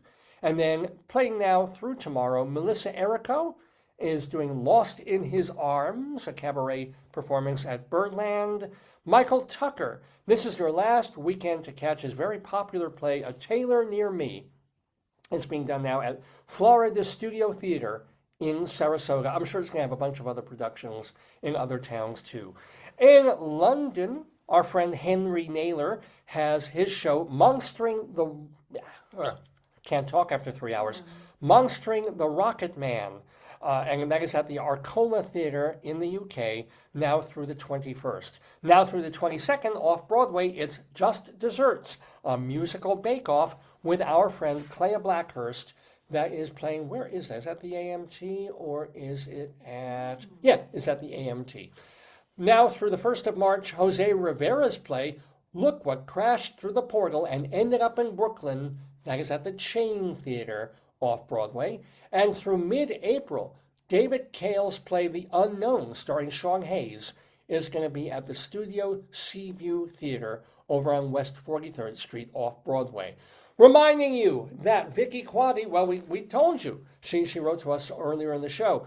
She is doing Late Night Catechism and other performances at the Greenhouse Theater in Chicagoland and Environs. Evan Seplow is the founder and editor of StageBuggy.com, a cool website of New York nightlife. David Sheward writes theater reviews for TotalTheater.com. Eva Heineman... We have to bring back the quiz. I know. We should play one of the games that has you ask questions about your life, too. Oh, that was that one from... Where, you know where they went? Yeah, it's up there. I can't believe I did that. We'll do that next week. This is... Okay. Eva Heineman does theater reviews for High Drama, a TV show you can watch on YouTube. Charlie Gross and Leslie Hoban Blake, they co-host Two on the Aisle, also watchable on YouTube. Remember that Jim Caruso's cast party is every Monday night at Birdland, while Vince Giordano and the Nighthawks play Monday and Tuesday evenings at Birdland. And of course, on WBAI Radio, every Sunday evening, listen to David Kenny's Everything Old is New Again. And those, my friends, are the friends of the Daverhood.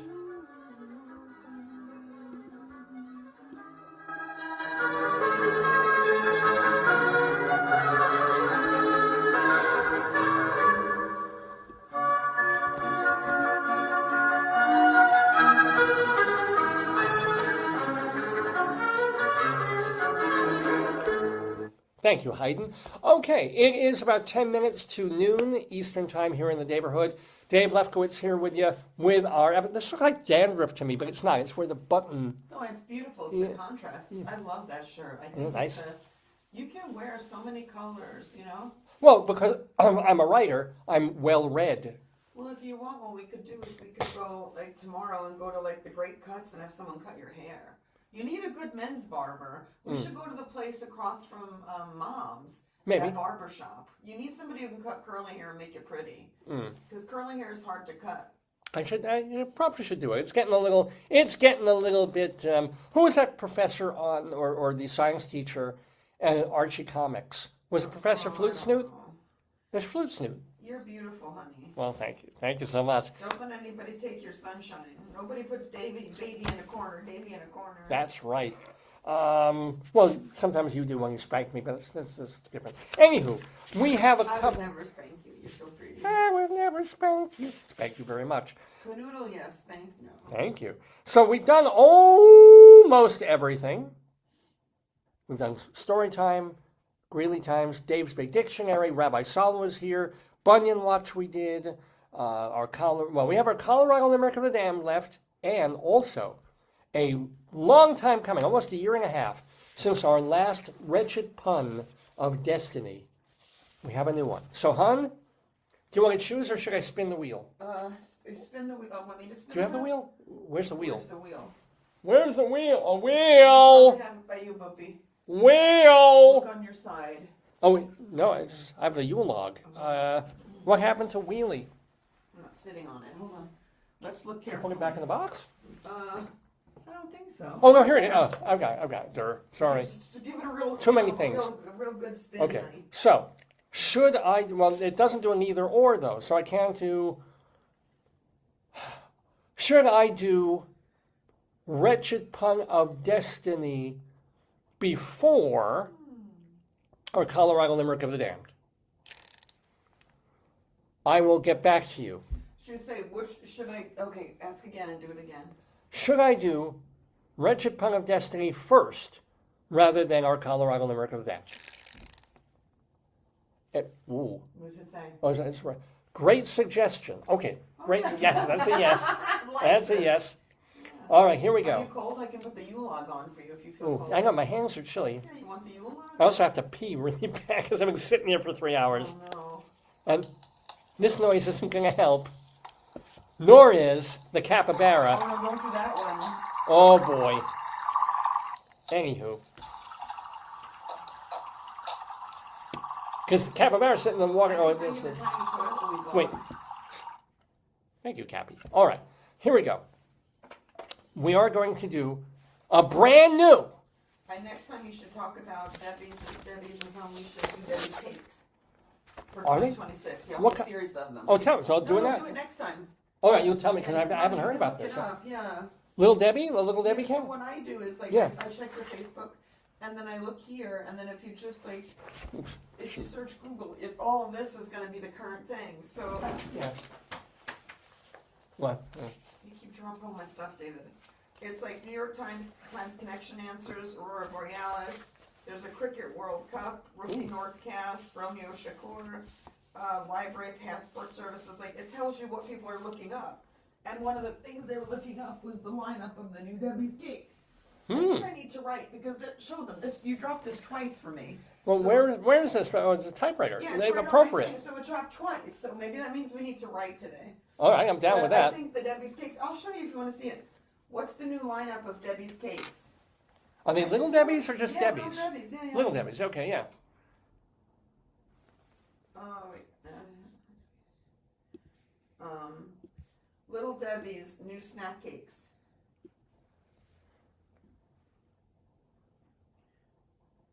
It's crazy. I mean, some of them sound good. I think some of them are clever. So Little Debbie, the pastry or the breakfast little snacky Yeah, pastry little thing, snacks. is rolling out several new exciting snacks for early 2026, including One's rolled out already. The first one. banana pudding cream pies, Boston cream pies, I'm down, Yeah, I do like that. strawberry delights, Yeah. and cinnamon sticky buns. All right, that's that. Yeah. There's a birthday cake one too. Oh, there's more. Because I'm already thinking I'm down with most I of like these. the idea of the individually wrapped birthday cake ones because then imagine you're having a birthday thing and you want a small thing, you just take a little birthday cake. You know what Little Debbie should be making? What? She should be making Anne's Big Muffin. No, Little Debbie's muffins. Little Debbie's Muffin. Single serve birthday cakes, Nuggy Buggy cakes. You would like. I'm surprised they're making anything with nuts because people have so many allergies, but. And they have lemon. Oh, this is a returning favorite. Lemon mini muffins. Oh, All right. lemon, yeah. So this is fine. I mean, it's not. Sounds tasty. Sounds incredibly highly caloric, but sounds pretty nummy to me. This isn't like when the potato chip companies start making potato chips that are so Bacon, or they want outlandish. bacon, Yeah. David.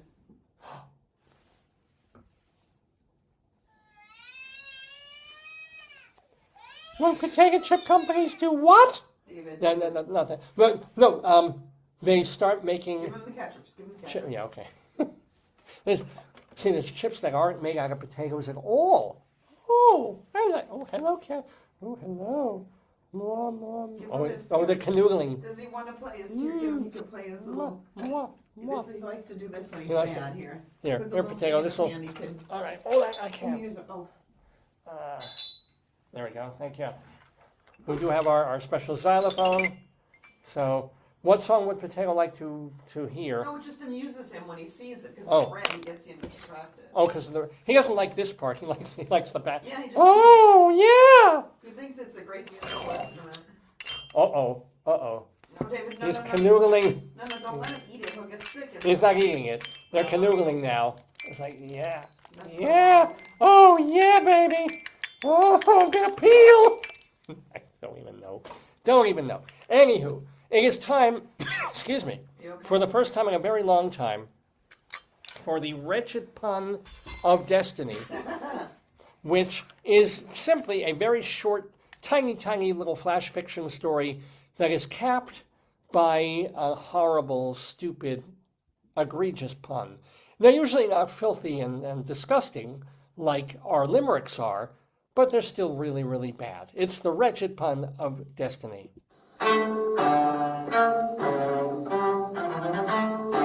The days gone by, wretched pun of destiny.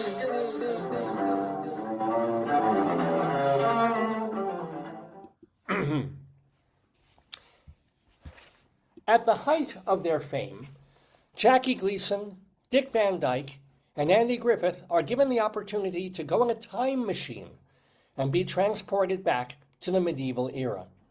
They find themselves in England, where they have an audience with the king.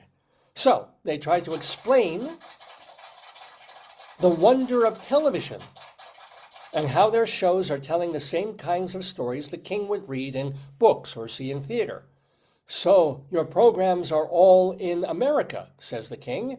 Where does your program take place, Mr. Gleason? In Brooklyn, New York, my liege. And your show, Mr. Van Dyke? Also in New York, my liege, in a suburb called New Rochelle. And Mr. Griffith, is your program also in New York? Andy Griffith drawls, Oh no, my lad, we're in a fake southern town. Speak up, said the king. I don't understand you. Sorry, my lad, says Griffith. We're in a fake town in the south. Idiot, snaps the king. Wait in the courtyard while I chat with these other gentlemen. Crestfallen, Andy Griffith is ushered out of the chamber. He asks the guard, What did I say? Why is he so mean? The guard replies, Usually His Highness is most affable to foreigners, as you've seen with your New York friends. But your mileage may vary.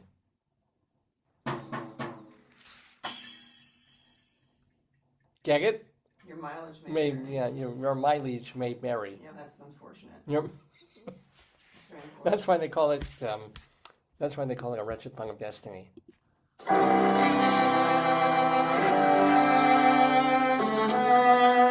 We here at Dave's Gone By apologize for bringing you the wretched pun of destiny.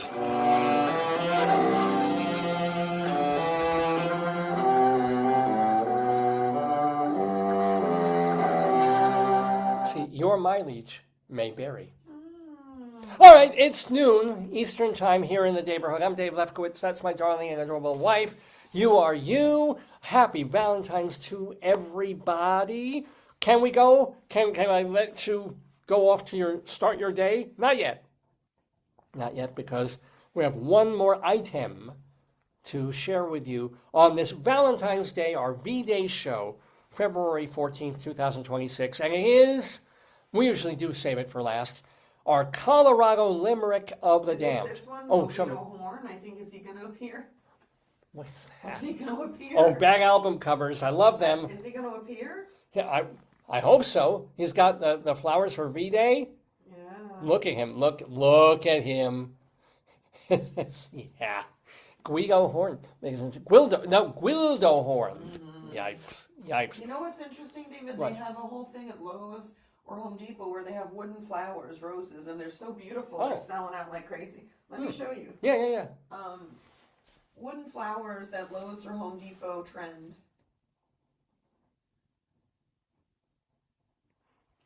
I remember one time you asked me if I wanted, back when we were in New York, if I wanted flowers on the piano. And I said, I'd rather have your tulips on my organ.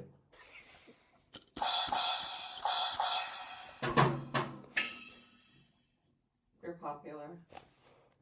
Wooden flower, okay. 1 in 10 brides choose wooden flowers for their wedding. It's smart because you can keep it forever. Yeah. That's a great idea. Okay, I'm sorry. So, anywho, our Colorado, because my wife and I lived in Colorado for many, many years, and I thought, hey, let me write some really, really egregious, tasteless, sick, sometimes disgusting, reprehensible poems.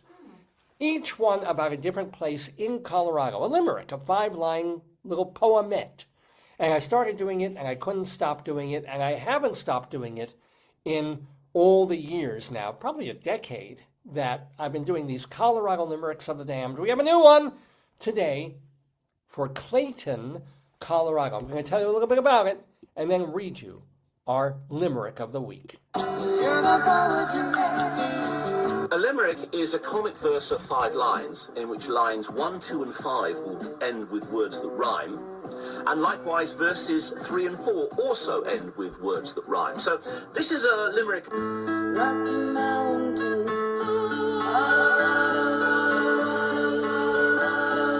Yes, ladies and gentlemen, it's Rocky Mountain, Colorado, or Clayton, Colorado, to be specific, this particular Saturday morning.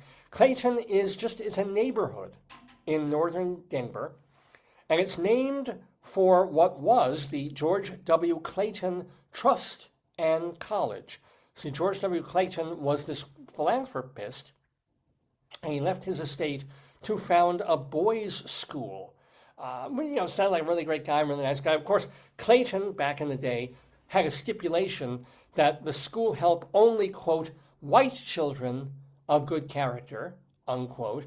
But what's really wonderfully ironic is that the land that the school was on is now on Martin Luther King Boulevard. So rather appropriate. What? It's about a wayward soap dispenser. Cool. Well, that's onion, though. Yeah, I know. Yeah. Well, you know that soap? It tastes like cilantro. So anyway, it's ironic that this building is now on Martin Luther King Boulevard. Clayton, the town, or the neighborhood, also has Nairobi Park, which is named for Nairobi in Kenya, and it has a medical depot. Bars, restaurants, coffee shop. It's got kind of a youthful vibe in Clayton, Colorado. You will also find, in terms of architecture, the houses range from Queen Anne's to Victorians to brick bungalows, shotgun homes, and row houses, which is kind of nice is, since it's a relatively new neighborhood, everything has stayed the same, and it's just now starting to be renovated. The houses are just getting old enough where they need to be worked on and so forth. But anywho, that is Clayton, Colorado. It is now time, and don't you think it ought to be, for the poem I have written this week about Clayton, Colorado, here on Dave's Gone By, our Colorado Limerick of the Damned.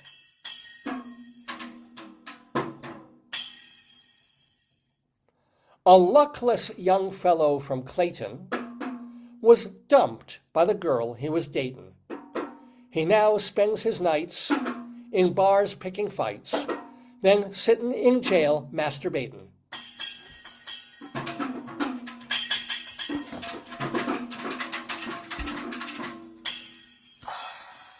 Yes. Do the sad trumpet. So to complain either about the Wretched Pun of Destiny or the Colorado Limerick of the Damned or anything that we've done over the past 3 hours on this 1020th episode of the Dave's Gone By show, davesgoneby@aol.com is the email address. My Facebook page is Dave's Gone By, you're watching it. And then also don't forget that you can see all our archives here, everything we've ever done, at davesgoneby.com and also at archive.org. Our audio archives are at castbox.fm. Email address davesgoneby@aol.com. I said that. What else? What else do I have to say? Rabbi Sol's website is shalomdammit.com. You should know that too. We thank him for bringing us Is Scooby going to make an appearance? his rabbinical reflection. Scoob. I don't know. He's been dogging it recently. If you proposed to me, I would accept. Wouldn't you? After all these years. My wife and I, we met back in June of 2026 and have been married. So, wow, it will be 30 years this year since we first started going out. And then we're married 28 years. Incroyable. Because we got married in 1998. So, best decision I ever made in my, I was going to say my short life, but it ain't so short anymore. I'm 62. Why do you think it was the best decision? Why is that? I'm asking. Because Yeah, why? you're pretty amazing. You're smart, you're cute, you're pretty. You just say that because I find coupons and take you for food. Yes. Yes. I can approach guys on the street. They're not going to take me for food. They're not going to go with me to a sushi restaurant and give me a coupon that'll get me half-price sushi. Oh, no. I need a wife. I need this particular wife for that. I think you said when you first met me, you're the only person who gets me. Hmm? I totally get your sense of humor and your quirkiness. Am I still quirky? No, look around you. Look at anything in reach of yourself. Any item in reach of yourself. Yeah. Okay. Now, any item. Look, you got the game, the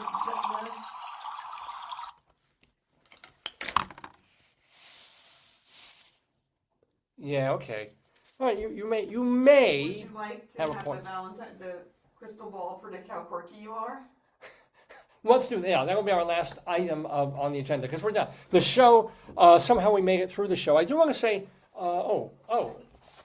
He was never on the program, but it would have been pretty cool to have as a guest.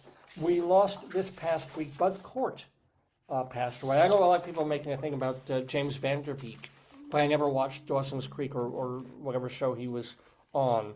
But I don't know either. But Bud Cort passed away. If you would know Harold and Maude or the early Altman films of MASH and Brewster McCloud, Cort had his moment, and then he acted for many, many years. He was all over the place. It's just he never had that level of fame and recognition that first happened, in the 60s or early 70s when he was working with Altman and stuff. But anyway, farewell to him. He's not.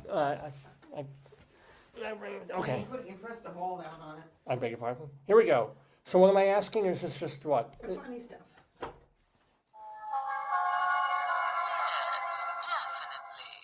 You have to ask before you do it. Yeah, right. I was just figuring this out. Okay, here we go. Oh, God. Well, ask a question. Hold the light. Ask the question first. All right. Let's see. Silly question. Oh! Is Canada going to take the curling championships at the Olympics? Now put the ball on top there and press. I broke it. It's broken-ated. Oh. Looking good. Oh, look good. Oh, Yeah. Well, you don't want Canada to win. They cheat. All right, hold on. Am I going to get called for jury duty this week? All right, well, it was cloudy. Okay. Well, yeah, you ask a question. Are we going to go to Target? Are you going to go to Target today or this weekend? Oh, absolutely, we're going to go to Target. Is David going to go eat his sushi, his yummy sushi this weekend?